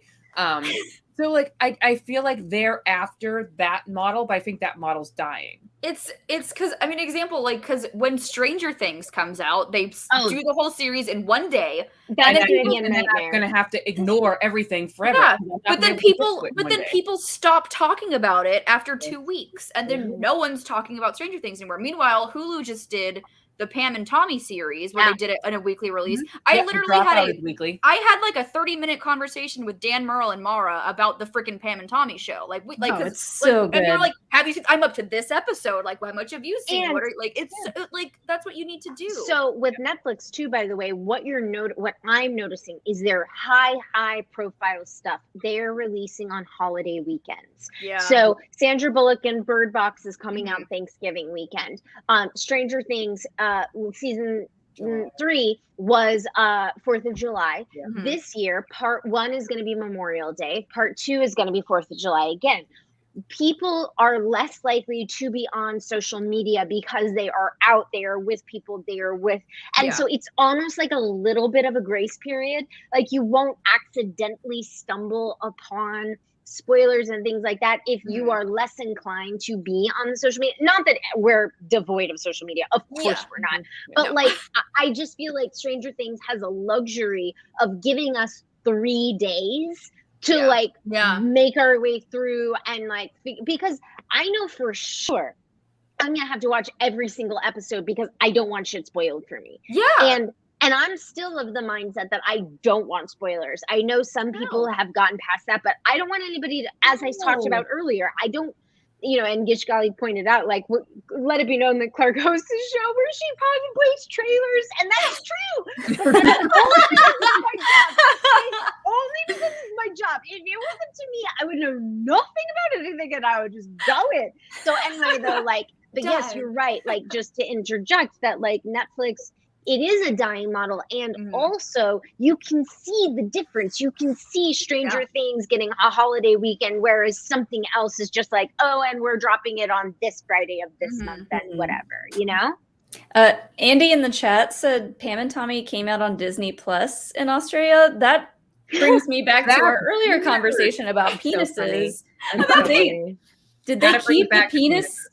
Did they keep the penis scene on Disney Plus? Australia gives no fucks. Like, and also, there's a whole scene with a talking penis in that show. Outside of the US, the individual deals are very different. Yes. Outside of the US, Disney Plus, has had a parental section, has had an adult section. Outside of the US, Disney Plus has had an adult. Well, I just had to log back in. I was on Disney Plus. I just had to log back in because they brought the Marvel TV shows on. Disney Plus. That's now we have it. When you log in now, they go, "Are you okay with TV MA content?" You have to like agree to having that content on your Disney Plus now. Which, by the way, thank goodness, because Touchstone owns so much PG-13 content. Trust me, I've tried to host this stuff for my show. You're allowed to curse, Clarke. I know, I'm sorry. But I've tried to host this stuff for my show, and like I've had to tell my chat, the mouse owns it. I'm sorry, I don't know where you're gonna stream this, and also I can't get clips anywhere.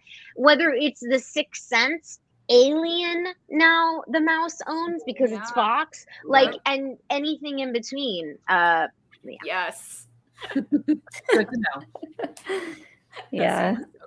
So we talked about Jessica Biel earlier. I wanted to ask you guys, did anyone watch Limetown? It was a great show that she starred in, and I think she may have produced it. But it was on Facebook. What? Oh, like I worked on Facebook shows, but my cousin produced the one with Elizabeth Olsen. There was a Facebook show. My cousin. Oh, yeah, I know what you're talking about. Yeah, actually, I had a friend who worked on that. I was like, why is it on Facebook?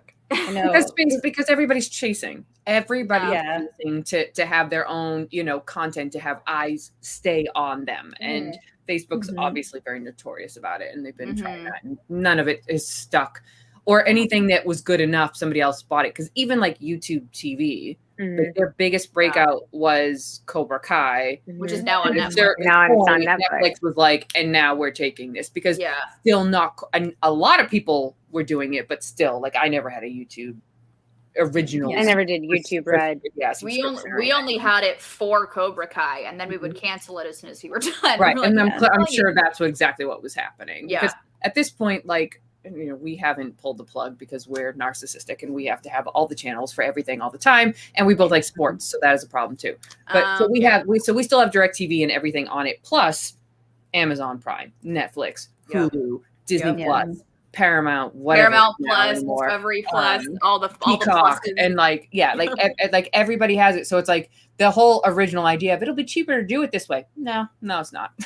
Especially when everything's jacking up the prices. Yeah. I swear to God, there's like one or two, three things on Netflix. The Great British Bake Off, Bridgerton, and I can't remember the third one. But like, I can't get rid of my Netflix subscription because of those things. But frankly, I want to get rid of my Netflix subscription at this point. Like, if Netflix didn't have, because I'm one of those people who loves a good true crime documentary, and Netflix has really good ones. So if it wasn't for that, and I also really like Big Mouth. I'm one of those people. I really enjoy Big Mouth. If it wasn't for like that, I don't see a reason why I still have a Netflix account. Like that's the only reason why I watched Limetown, because it's kind of a true crime. Like if you listen to Serial at all, it was like kind of, it was very much modeled over Serial, and like Stanley Tucci is in it, and like it was so. Yeah, yes, he does. It was so good. And I remember every time I watched an episode, I was like, am I really watching fucking Facebook for my shows now? Yes, but I mean, I'll do it if it's good. And it was really good. And now I'm like, I hope that comes back. And I hope it's somewhere else but Facebook. Yeah, and where does it go? Yeah. Because, I don't even know where you could watch it now unless it's archived somewhere. It might be on Peacock, actually. But probably. Highly recommend checking out Limetown. It was really good. Another thing to add to my list. I know the list is absolutely never ending. It's grown like about 16 times just in the past hour. So. Jake, do you have any more chats? Drink if you've seen the movie The Descent. Come on. Is this the one, Molly? Is this the one you told me to watch with the girls who did the? Yes, and says don't watch anything about it. Just watch it. Yeah, yeah. It's a good one. I feel like I watched this years and years ago because Alex had seen it, and at the time I wasn't as much of a horror fan as I am now. So like as I'm approaching the age of 35, I am very much more a horror fan. And so like now I love the movie. When I first saw it, I didn't really get it as much. I was like, but it's definitely worth it. And yes, don't look anything up about it before you watch it. It made me claustrophobic, and I'm not even claustrophobic. Yeah. I was like, why do people choose to do this? It's just a great movie. It's so good. It's shot so well. It's a movie that's like one of those, like, look, I'm not a horror fan, mostly because I don't like slasher. Like that has never been my thing, but I like haunted movies, and I like horror movies that will push the boundaries. We were talking about like movies you didn't know going into. I remember seeing It Follows. And it was literally Jake's in the back of the chat going like this. He was the one who he told me to watch It Follows. I was in Charlotte, North Carolina, visiting a friend, and she was working during the day, and I had nothing to do. And there was a mall and a movie theater across the street from her apartment building. So I just walked up, and I'd already seen everything else that was out at the time. I didn't know anything about it. So I went and I watched it, and I was blown away by it. Like, were you watching it by yourself in the movie theater? No. But like every once in a while, I'll see horror movies like that. I remember The Witch did the same thing for me. The Witch is great. It was, if it's a little bit, and I don't want to sound like a snob about it, but sometimes like I will say, like, if it feels elevated or it feels like it's trying to, the horror is used to say something about something, and I think more horror does that than I used to give it credit for. But you know, The Babadook is same thing, like, and Hereditary, same thing, and like, you know, those are the ones that I really kind of like am interested in and find like that I can kind of grab onto. Whereas like I didn't really love the new Scream. Like I just still haven't seen it. I don't know, but it's just like the original did what it did, and everybody else has been chasing that, and I don't necessarily know that they've done it. But like it's to each their own with it. And I don't remember why I started on this, but like somebody started me on that. Welcome to Happy Hour, Rachel. I loved the new Scream, but I feel like I don't really know why, or maybe it's just because it had been a while until we had like a good Scream movie. But I liked it. I feel like the new Scream has to be the Force Awakens of Scream. So it has to remind people what the franchise is. It has to remind you why you fell in love with it. But it also has to move the story forward. It has to connect the dots between the legacy characters and the new characters. It has to talk to a brand new audience that, you know, the original didn't necessarily take into account. So you're telling me the next one's going to be the Last Jedi of Scream movies? Well, there's even a Then I am even a Ryan so on Johnson board. connection. I love the Last Jedi. I love that joke. I didn't get it until truly the fourth time I watched it. I was like, I know they don't hate Ryan Johnson. Why do they keep making this joke? And then I got it, and I was like, oh, I know I didn't say this joke. They really But- threw a Ryan Johnson Last Jedi joke just right in the middle of a I Scream movie, and we love- were all like, What? Good. But that Love said, they just recently, the Team Radio Silence, Matt and Tyler, the directors, they just said that this is kind of like a no hold, like the next movie that they're doing, which is going to be in theaters March of next year, 2023. So and Courtney Cox is signed on, and like they're starting shooting in June. They have already said that this is like all bets are off, no holds barred. Like we really have to let the audience know that like anything can happen. And I like that too, because again, to use the Star Wars metaphor, I really think that like I love Force Awakens for what it does, and I also love Last Jedi for what it does. I think that's the exact right path to take the franchise. And so I think that this Scream movie had to do the exact same thing. Especially considering too, you have a different director. Wes Craven has passed away, and so on. So those guys like checked impossible boxes. And also because when you think about it, sorry, this is my one little, and then I'll be start the clock, 30 seconds, and then I'm done. Slasher movies that are popular on the big screen now usually have a supernatural hook. They usually Chris Landon, who did Happy Death Day, who directed Freaky. These are great. Freaky. Same. These are great. So films. good. However, there is a supernatural or otherworldly element that is tied to it. I think that cinematically on the big screen, it is hard to point to a straight original slasher movie that has come out in the last 5 years that you can be like, you know what I mean? And so I think that Scream, for not having the supernatural element, really checks all those boxes. And now I'm ready to see what they're going to do. It's like, all right, we got you. Now we're going to take you on a ride. And that's when I'm ready. It's funny because I always tell people the first time I saw Force Awakens, I was disappointed because I literally came away from it thinking they just did A New Hope again. Like, and I was just so like angry about it. And then the more I watch it, the more I like it. The more I see why they did, and it was about introducing the new characters and laying groundwork to do something more interesting. So I'm curious now, kind of with all of this analogy, if I watch Scream again, if I won't understand kind of more of that, and especially if now they get to do something a little more original, like just broaden this world, because the original Scream was knocked all our socks off. Was not a horror fan, like, but none of I think Scream 2 had good moments in terms of continuing that, but I just don't think any really past that did much. So I'll be curious to see if the next one. And arguably Kevin Williamson was taken, Scream 3 and 4 were taken away from Kevin Williamson. Oh yeah, no, Wes was still there. Was, exactly. And so, but anyway, I could go on, but my 30 seconds are up. I'm a big horror movie fan. I literally, for this past September, October, that's consecutive months, September, October. I did 61 days of horror. Oh, amazing. And I watched, I think I watched 61 horror movies. And I watched so many that I had never seen. So like The Descent, I had never seen. I saw Malignant during that time. I saw, I commented on your tweet before we started, the Midsommar. Yes. Fucked me up. Like, I have never been more psychologically scarred than watching Midsommar. Because, like, it's not scary, but, like, it's just a mental mind. Upsetting. Yeah. Yes.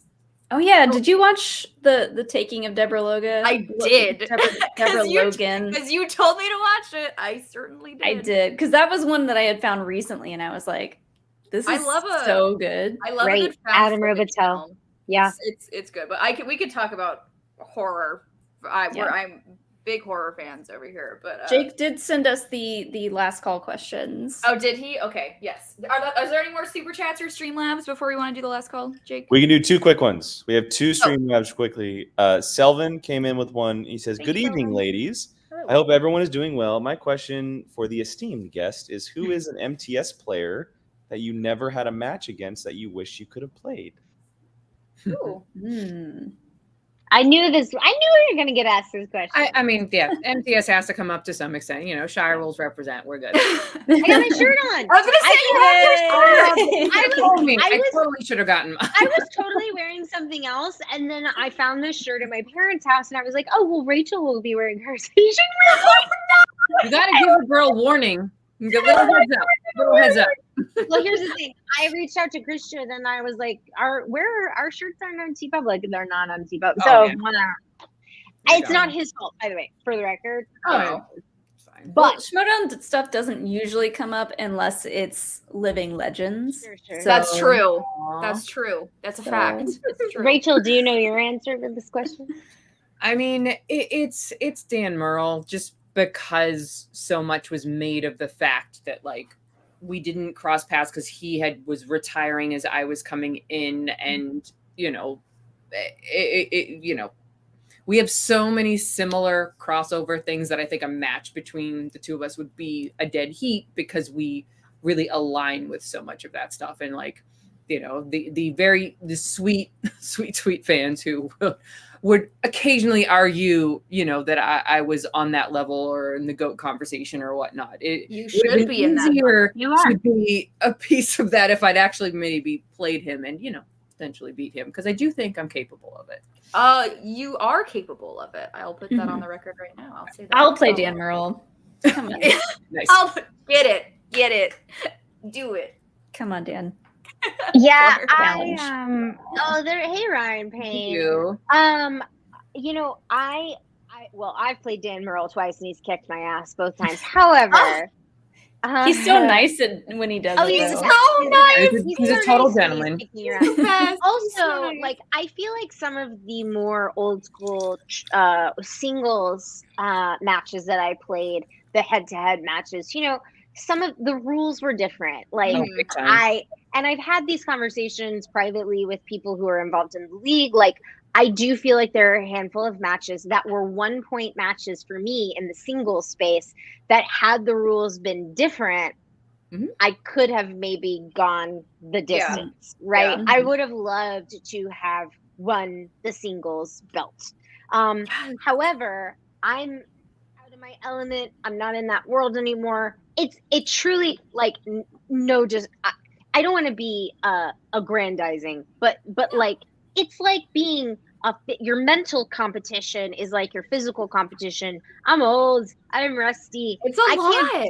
I can't do what Sam Levine and Dan Murrell and the people who are coming back. I can't play in that world anymore because it's just not where I'm at in my life anymore. But the match that everybody always talks about is Roca, me v. Roca. Yeah. I think that back in the day, I think we would have had a good, close, hard fought match. Oh yeah. And I think it would have been a toss up no matter, you know, I think it would have been a toss up. I couldn't say who would win. And Roca is, you know, he is so thorough. But that's the one that the fans have always talked about, and so that's my answer. But as I said earlier, it'll never happen because I'm too smart. I'm not getting back into this because I know it will be a disappointment for everyone involved, including myself. It's a lot. It's a lot. You can't come back and expect to be competitive now unless you're willing to put in that work. Which props to those that can and are willing to in 100%. But like, you know, my life is so weirdly, crazily different in the last 3 years since I was, you know, playing. And to play now, I don't have the time. I just don't have the bandwidth and the time and the brain space to get back to looking at IMDb lists and remembering filmographies and watching movies in that way. Studied Rachel studied harder than anyone I know, but we had, I mean, I was going through photos on my phone the other day, and I found pictures of the Fife Club, like at my apartment, eating a charcuterie board and going through all these board games and trivia cards and like all these, but like we studied. I mean, we truly worked our asses off when it came to it. You guys were some of the first to really implement studying into this whole crazy. I think we were the first faction that sort of used the elements of did the our faction homework as a way to study and to work together and everything else. And that became everything the last 2 seasons, you know, because of the pandemic, and it just made that so much more important. But I think we were the first kind of to do that in that respect. And, you know, it's great that we were, and that was our time, and we made the most of our time, and it was amazing. And there's people now like fucking Marisol McKee, who is now like my hero. Like, we all the snaps. Truly, she did it. She did it. Yeah, she 100%. And I love, like, when I met her, I was like, it just means so much to Clarke and I that what we did made a difference and helped pave the way for somebody like that to take the mantle, who has the bandwidth and the time and the energy and the ability to then run with it and prove that, you know, women belong in the league and everything else. So that to me actually makes it easier. And I feel better about having stepped away and done what we did when we did. And now look at this, and look at Janine is one of the most improved players I've ever seen ever in the Schmoedown. Yes. Where she was when she played her first match and the knowledge she has now, like it is leaps and bounds. Janine's amazing. She's an amazing player, an amazing woman. And Molly, the girls in the Star Wars division make me so proud and so happy. You and Laura and Nikki, like, you give them all a freaking run for their money, and like it just makes me really happy, because it was a very important time in our lives, and I wouldn't have met my fiance, and Clarke wouldn't be one of my bridesmaids in my upcoming wedding. Oh, and all you guys are gonna make me cry. That's so sweet.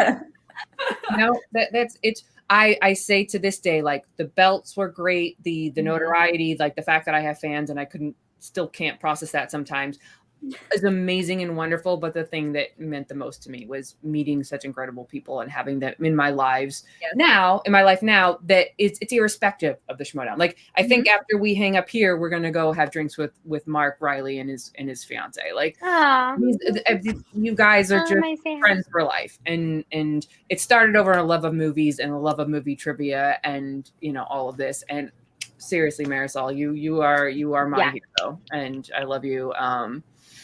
And I just love.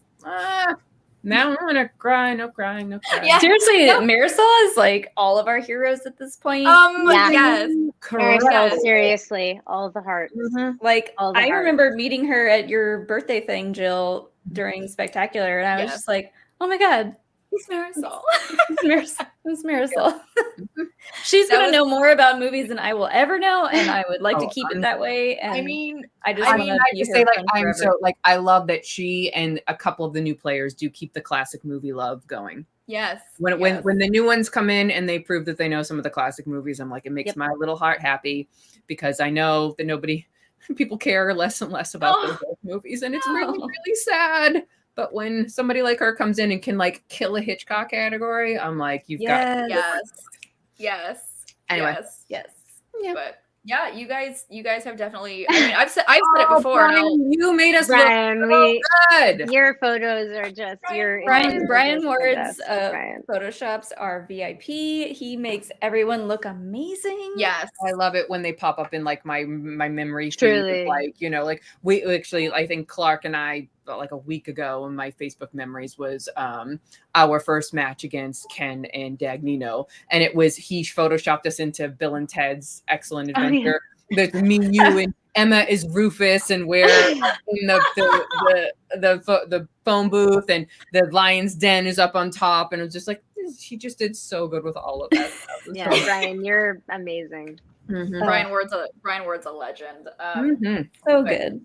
But yeah, real quick, just while we're on the yes, somebody just said Video Drew. Look, if I had my Loeb druthers, I would list every female that has put herself out there and done well in the Schmoedown. And I'm sorry, I can't remember Claudia Dolph and there's so many of you. So many. Claudia Page, Video Drew, Christina, Peggy. Oh, Paige, so many good people. Lord, girl, you are my Boston girl. I love you. Yes. Yep, sorry. So many. No, you're good. I was going to say real quick, just, I mean, I've said it before and I'll say it again, that you, Rachel and Clarke, you both have, I mean, you are both the reason why I really started watching and got really invested in this whole space. And now you guys have left your mark and your legacy. And now you've opened the doors to all these, you know, amazing competitors that are now in the league. And like you said, this is not the women's league. This is the league. And I feel like that's very strong today with all these amazing competitors we're getting. So, and I love that there's so many female fans too. I feel like Clarke said it so beautifully one time. I think we were accepting an award or something where she said that, like, if when we were younger, we could look at this space, movie reviewing and genre stuff and whatnot, and saw women who were intelligent and knowledgeable about these things and competitive about these things and the trivia, like that would have made all the difference to us when we were little. So like yeah, you take it. All I was going to say is that I had an Entertainment Weekly subscription when I was 11 years old. Yeah. Like this is in my blood. It's in my DNA. And so I just feel like, and my dad, God bless, like if I asked him, because conventions, like who knew outside of the diehard things when I was a kid? No, if I found the movie trivia Schmoedown and saw the women, all the women in this league playing and winning or competing, even if they don't win, they were just out there and they were stars. I would have told my dad, you have to take me to this. I would have told my dad, you have to join this Patreon. I have to be involved in this. I would have been the 10-year-old who was like, Dad, you have to take me. And so like the notion that any kid, no matter their gender identity, no matter any of that, could look and see, you know, Rachel or myself or Janine or Marisol or pick any woman in this league, or any person in this league and be inspired and go, that looks like me, and I love it just as much as they do, and I want to be a part of that. That's it. Yep. That really is it. Makes me tear up. It still makes me tear up. Before I start crying on stream again. Jake, do we have last call? Is it last call? Are we good on the Streamlabs and the super chats? We're good. Okay. So we're gonna start doing our last call questions, and these we like to do rapid fire. Yep. So first thing that pops in your head, shout it out. Do we want to do the video questions first? Yes. Okay. Jake's got a couple of video questions for us. Roll the tape. Pew pew. Hey Jill, Molly, Clarke, and Rachel. My question is, let's just make this chaotic, and you'll see why in a minute. What is an impression that you can do that's really good, or an impression that you wish you could do? So it's kind of cheating. It's sort of two questions, but yeah, I want to hear some bad impressions. And yeah, just keep doing what you do. I'll hopefully be in the live chat, and see you there. Billy. That's Billy Paulahan. That's Billy Paulahan. Amazed. I want to hear some bad impressions. There's not a chance in hell I'm doing this because there's no accents, all that shit, not going to happen. But I will say, and a shout out to Cameron Rice, who is a sweetheart of a man and an incredible photographer. He made my Kate Blanchett dreams come true with a photo shoot recently. Was that the one you just posted? Yes. I'm never going to speak like anybody, but I saw Kate Blanchett, as anybody knows, is my spirit animal. And if I ever saw her in person, I would probably just fall over because I wouldn't even know what to say to her because she's Galadriel and she's Hela and she was Katharine Hepburn. And I can't. Anyway, he made me Rachel, look like do you her. know my Kate Blanchett story? Do you have a Kate Blanchett story? I do. I interviewed her for Cinderella, and I was wearing from H&M, just like a 3/4 length, you know, like dress with a blue leopard print on it and red pumps. Nice. And I walked in, and when at the junket you sit down, and there's always usually a minute where you're just staring at the person across from you, and you're like, well, hi. And then you're waiting for somebody to say, okay, go, what's your name, whatever. And so I just said to her, she was, of course, dressed beautifully because she's an incredible fashionista. And I just said to her, I was like, I said something like, I love your dress. And she was like, oh, I love your shoes, or I love yours. And I was like, ooh, well. And she was like, wow, look at us in our frocks. Melting to the floor. Yep. Just That's melting. everything I would expect. It was pretty sassy and amazing. Look at us in our frocks. Love it. Oh man. My micro impression is Jodie Foster in The Silence of the Lambs, Dr. Lecter, and the lambs, they were screaming.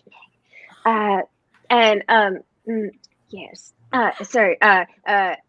Oh wait, I can do it. Catherine Martin. And, very good, sir. Can I use your phone, please? Mm-hmm. Oh my god. Yeah, that's all I got. Nicely done. Mine is You need that little southern twang in there. Yes. And it is Yep. perfection. Love it. Mine is has anyone seen a toad? A boy named Neville's lost one. Nice. Yeah. Hermione Granger. Baby Yep. Hermione. Thank you. Thank you. Leviosa. It's Leviosa, not Leviosa. Yes. Oh, there's so many impressions that I wish I could do that I can't, but I'll just do one that I've done before on a stream, and it's Rey from The Force Awakens, and it's, what's your hurry, thief? Nice. Bravo. I hope you enjoyed those, good or bad. Yeah, it's up to your choice, I guess, if they were good or bad. Jake, do you have the next video question? Hello there, Shire Wolves. You are legendary in the Schmoedown. And it's so awesome that you're on Happy Hour tonight. Hello there, Clarke. I love your work. My Gavan and Rachel. I absolutely love that you love Lord of the Rings as much as I do. So I have to ask both of you, because both of you are movie pundits, was there a particular movie, or maybe a few movies, that really inspired you to want to be a movie pundit? And more than just maybe a casual thing. Do you have any stories to that effect? Anyhow, thank you for taking my question. Namarie. The fact that he was speaking Elvish has got all the snaps for me. Michael Bonin. Brennan is a Star Wars king, a Lord of the Rings king. Yep. He is he excels at everything. Yep. I love it. That was amazing. Mine are The Wizard of Oz. The Wizard of Oz is like in my DNA. It's everything that I love about movies. It's scary. It's funny. It's Hollywood. It's big. It's beautiful. It's heartfelt. And Back to the Future. Back to the Future was a huge, huge part of my upbringing and DNA. And in the last couple of years, like Jojo Rabbit, kind of like Jojo Rabbit truly, I know it's polarizing, but it truly reinvigorated my love for movies. That's not an exaggeration. I saw that movie and I was like, oh, I am different. Like this reminds me. I'm also a big Charlie Chaplin fan, so The Great Dictator is a huge, huge influence on me. So yeah, that's a great question. Thank you for your question. Thank you so much for that video. And yeah, those would be my answers. Rachel? So I'm not a movie pundit, but like sort of in the same vein. I liked movies a lot when I was a little kid, but it wasn't until I saw, and Molly will appreciate this, Star Wars, the first one. I was too young to see it in theaters. So like I saw it when I was maybe 6 years old. My dad showed me like an old VHS tape and he remembers distinctly. And like when it was over, my first thought was, aside from I want to marry Luke Skywalker, was how'd they do that? And it was the first time as a child that I was like, I did understand that it was a movie. and so to me, it was actually like really, I was just became very curious. Like, I know these things aren't real. So, but they made them look real, and how? And so that sort of got me very early on interested in the making of movies. And eventually this led me to going to film school and moving out to LA and working in film and whatnot. And so like that always is the thing that makes me think about, you know, beyond just loving them and enjoying them and escaping into them, there was a part of me that was like, the process of making them and the process of making something that speaks to people in this artistic storytelling way. That's, you know, it's why, like, I mean, I can't even remotely stand toe to toe in Star Wars trivia with all of you people, but it is one of my favorite films of all time because it swept me away and made me want to be a part of I wanted to be a storyteller. Like that movie made me think I wanted to be a storyteller in that very specific way. I love it. Also, did you bring your Grogu out just for us, or is that always at your streaming setup? So not always, but this is a like because like I have one up there. The various Grogus. I'm the only one who doesn't have one. I have plenty for you. It's okay. Molly has like 19. So. Yep. No, this was a birthday gift from my fiance because when I drink a fair amount of glasses of wine, I will tweet more often. You know, this could be a good thing or a bad thing. I don't know. But like one night I was tweeting because we were trying to fill out like our registry for the wedding. And like we moved in together and we're both like 40 and like we don't need a lot of stuff. So we didn't know what to put on it and whatnot. And so I was just goofing around. I was like, should I put a Grogu? Yes. Yes, you should. Yes, you should put a Grogu. So everyone was like, yes, of course you could. Yes, you could. I didn't end up putting on the registry, but Sam saw the tweet and made sure that he bought me a Grogu for my birthday. So that's so sweet. Good job, Sam. Good job, Sam. Yes, good job. He is very.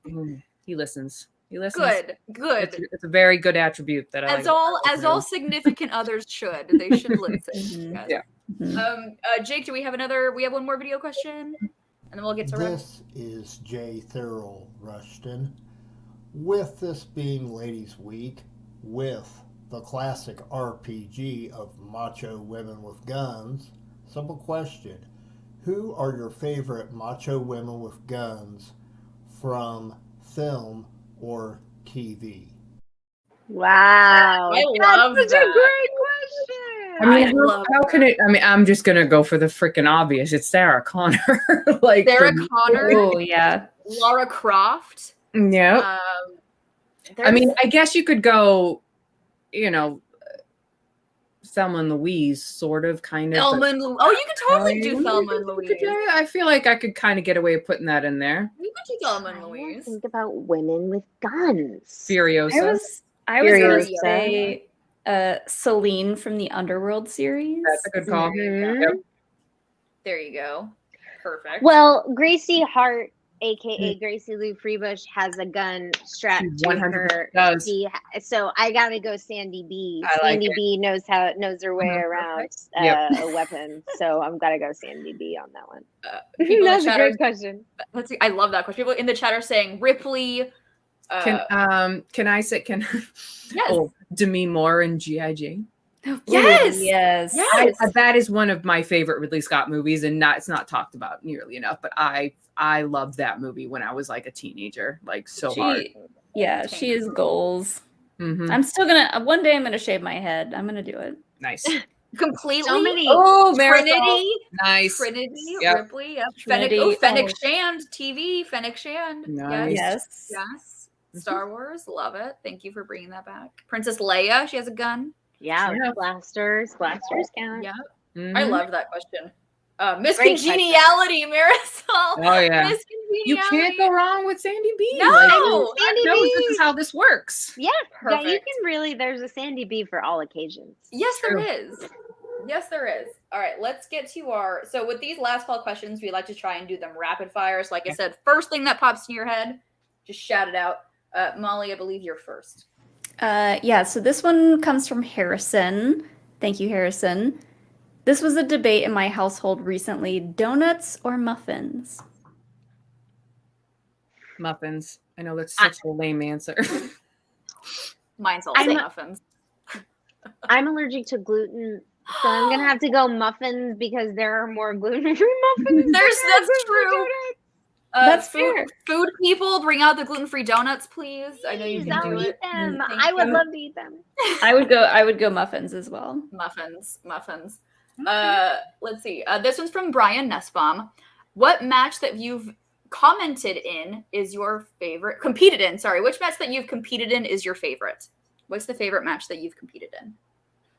Mine is against Who's the Boss.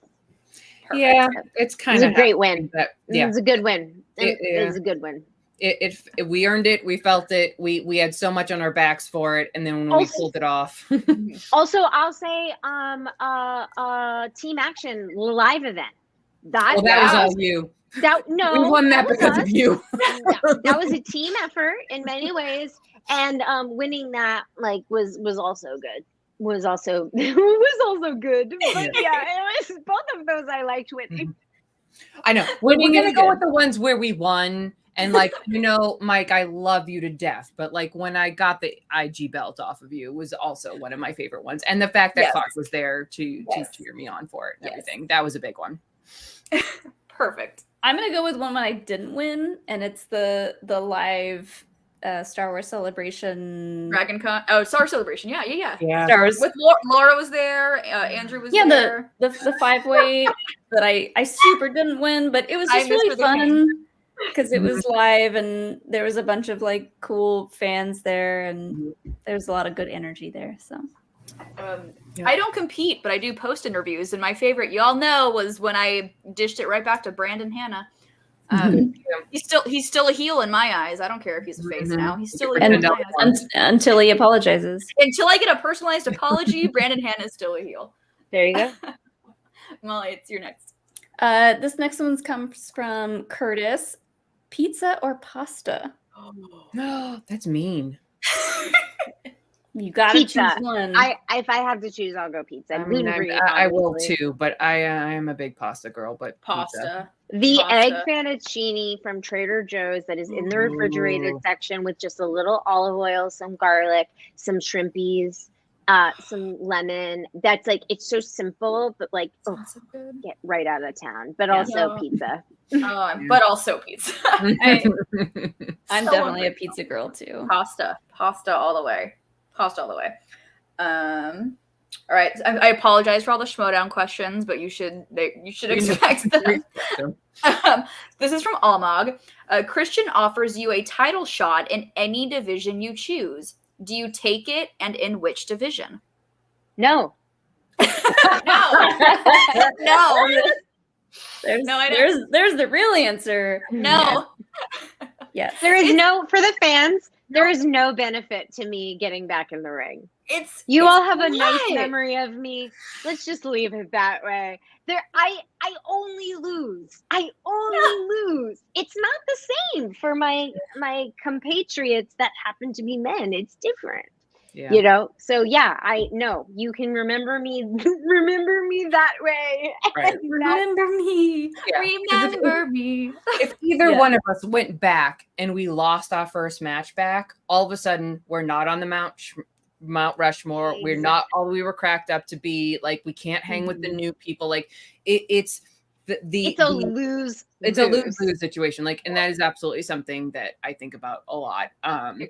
There is a very small part of me that if I was offered tomorrow, well, it can't be off. Well, I'm not going to spoil what happened earlier. But the fact that I was this close to being the only person to win teams, singles, and IG, I was one, I played in a championship match. I'm the only person that did that. Like, if I could win the singles belt and be the first person to do it in all three divisions, I feel like that would be something I would be interested in thinking about, but in the long run probably would not take them up on, because I would need to like be on sabbatical from work for like 3 full months to get back into that.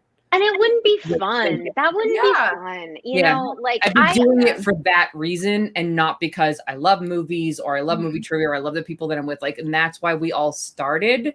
And so I mean, I can't even tell you, and he won't mind if I tell you, but like Sam was a nervous wreck to play the barbarian. He's more nervous to play him than he was to play Marisol, because he was afraid that everybody that was saying he doesn't deserve a number one contender shot because he's been gone for too long, he shouldn't be here, like he's not in the consideration for GOAT for whatever reasons that they've come up with over the years, that he's not. It's absurd, but whatever. Yeah. But he was afraid to come in, and if he lost that match, then all those naysayers and whatnot would have been proven true, and it would have been all for naught, and it would have ruined whatever he had accomplished. So that was a risk that he took, and luckily he was able to beat the barbarian. But still, like, that would be weighing on any one of us.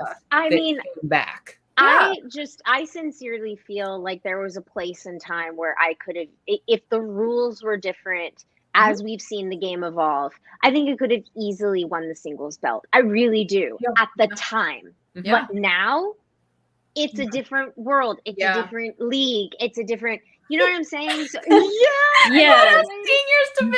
You're not allowed to study. You're just allowed to show up with whatever's in your brain on any given day.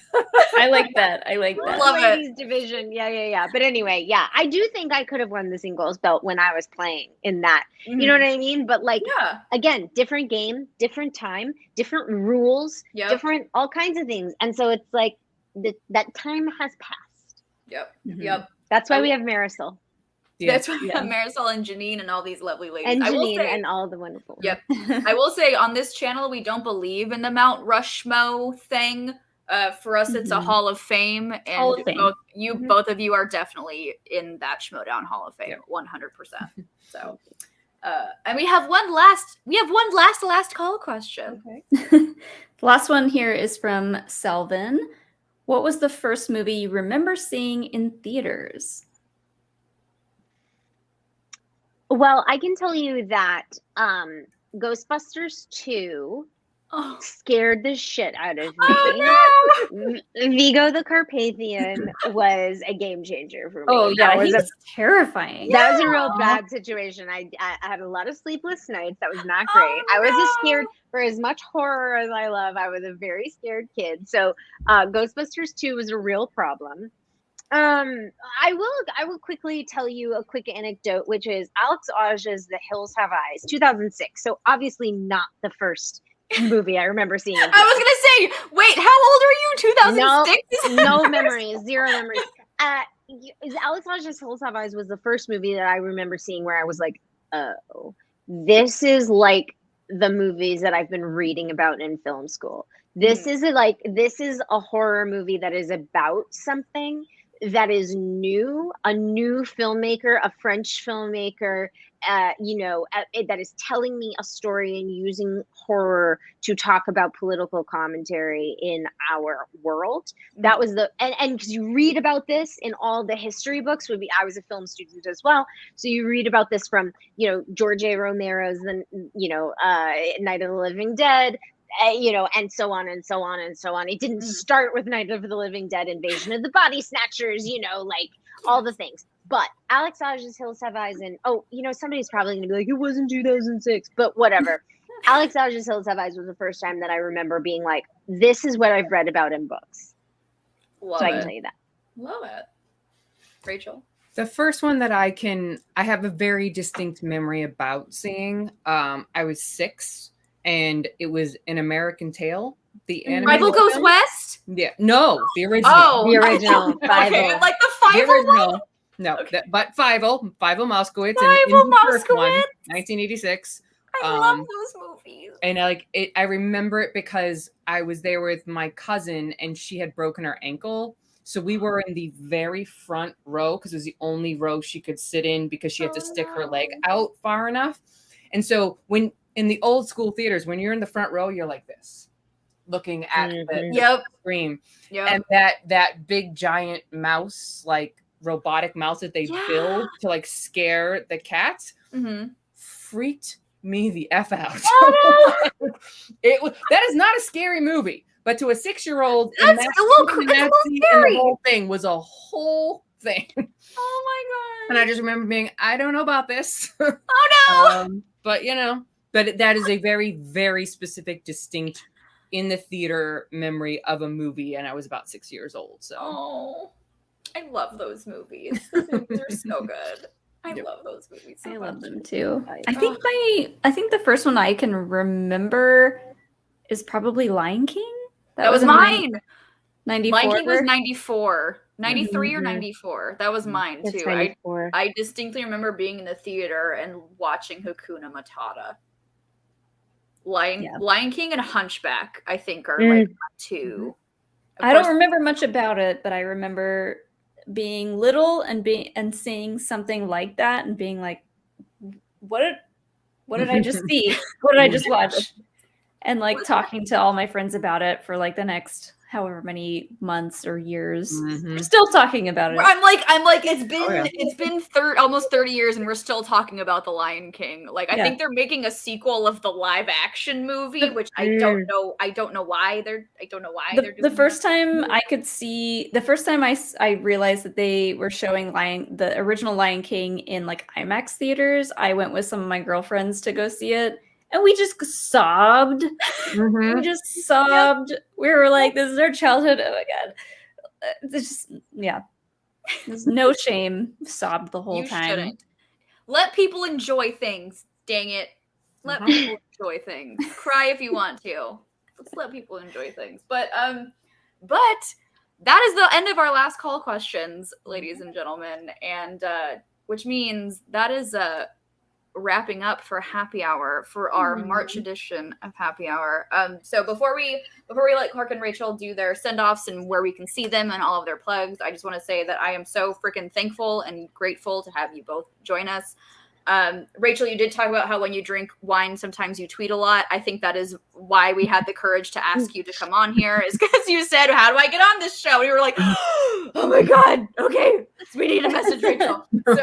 So thank you for opening that door for us, because we wanted to ask, but we were like, oh my God, it's Rachel and we don't know. But so we're so thankful that you guys were able to join us, and this was such a treat, and I'm so glad I got to know you more and listen to all your stories, and like we talked about, thank you for just inspiring so many people in this space in a broader sense of just everything that you guys are doing. So thank you for joining us, guys. And where of course, and where can we find you? Plug all your things, plug all the works you guys are doing. Where can we find you? Rachel, you want to go first? Sure. I mean, I'm pretty straightforward. Rachel J. Cushing on Twitter and Instagram. I try to reply back to different things. I work in reality television and documentary television and whatnot, and you don't need to know all about all of that stuff. But movie lover through and through, and always happy to talk about that stuff and support people in that space. So reach out if you want to. I am newly on Cameo. Yay! I joined and I got my first cameo, and it was so exciting. Yay! So if you would like to partake, if you would like to talk movies, superheroes, horror, Schmoedown, trivia, whatever, I'm on Cameo. And of course, you can always find me at Clarke Wolfe, Clarke with an E, Wolfe with an E, on Instagram and Twitter. And thank you, ladies, for having us. This was so much fun. Thank you. Of course. Molly, where can the good people find you? Oh, they can find me on Twitter at Molly Damon and over at Star Wars Explained, talking about Star Wars. That's kind of what we do. We'll be at Celebration in May. Super excited for that. I live here, so I'll also be at Celebration in May. It's down the street from where I live. I will also be there. I'm Jilly Marie, 2 Y's, 2 E's on Twitter and Instagram. And sometimes you can catch me doing a post-interview on your favorite Schmoedown matches. Make sure to watch till the end, because we put a lot of work into these episodes, and you need to give credit where credit is due. And there's a lot of people who work on it. So make sure to watch till the end. But this has been March episodes. March is episode of Happy Hour. March's episode of Happy Hour. But cheers to everyone out there. Cheers. I hope all of you guys have an amazing weekend. Thank you for joining us on this lovely Friday night. And have a good one, everyone. Cheers. Cheers. Yay.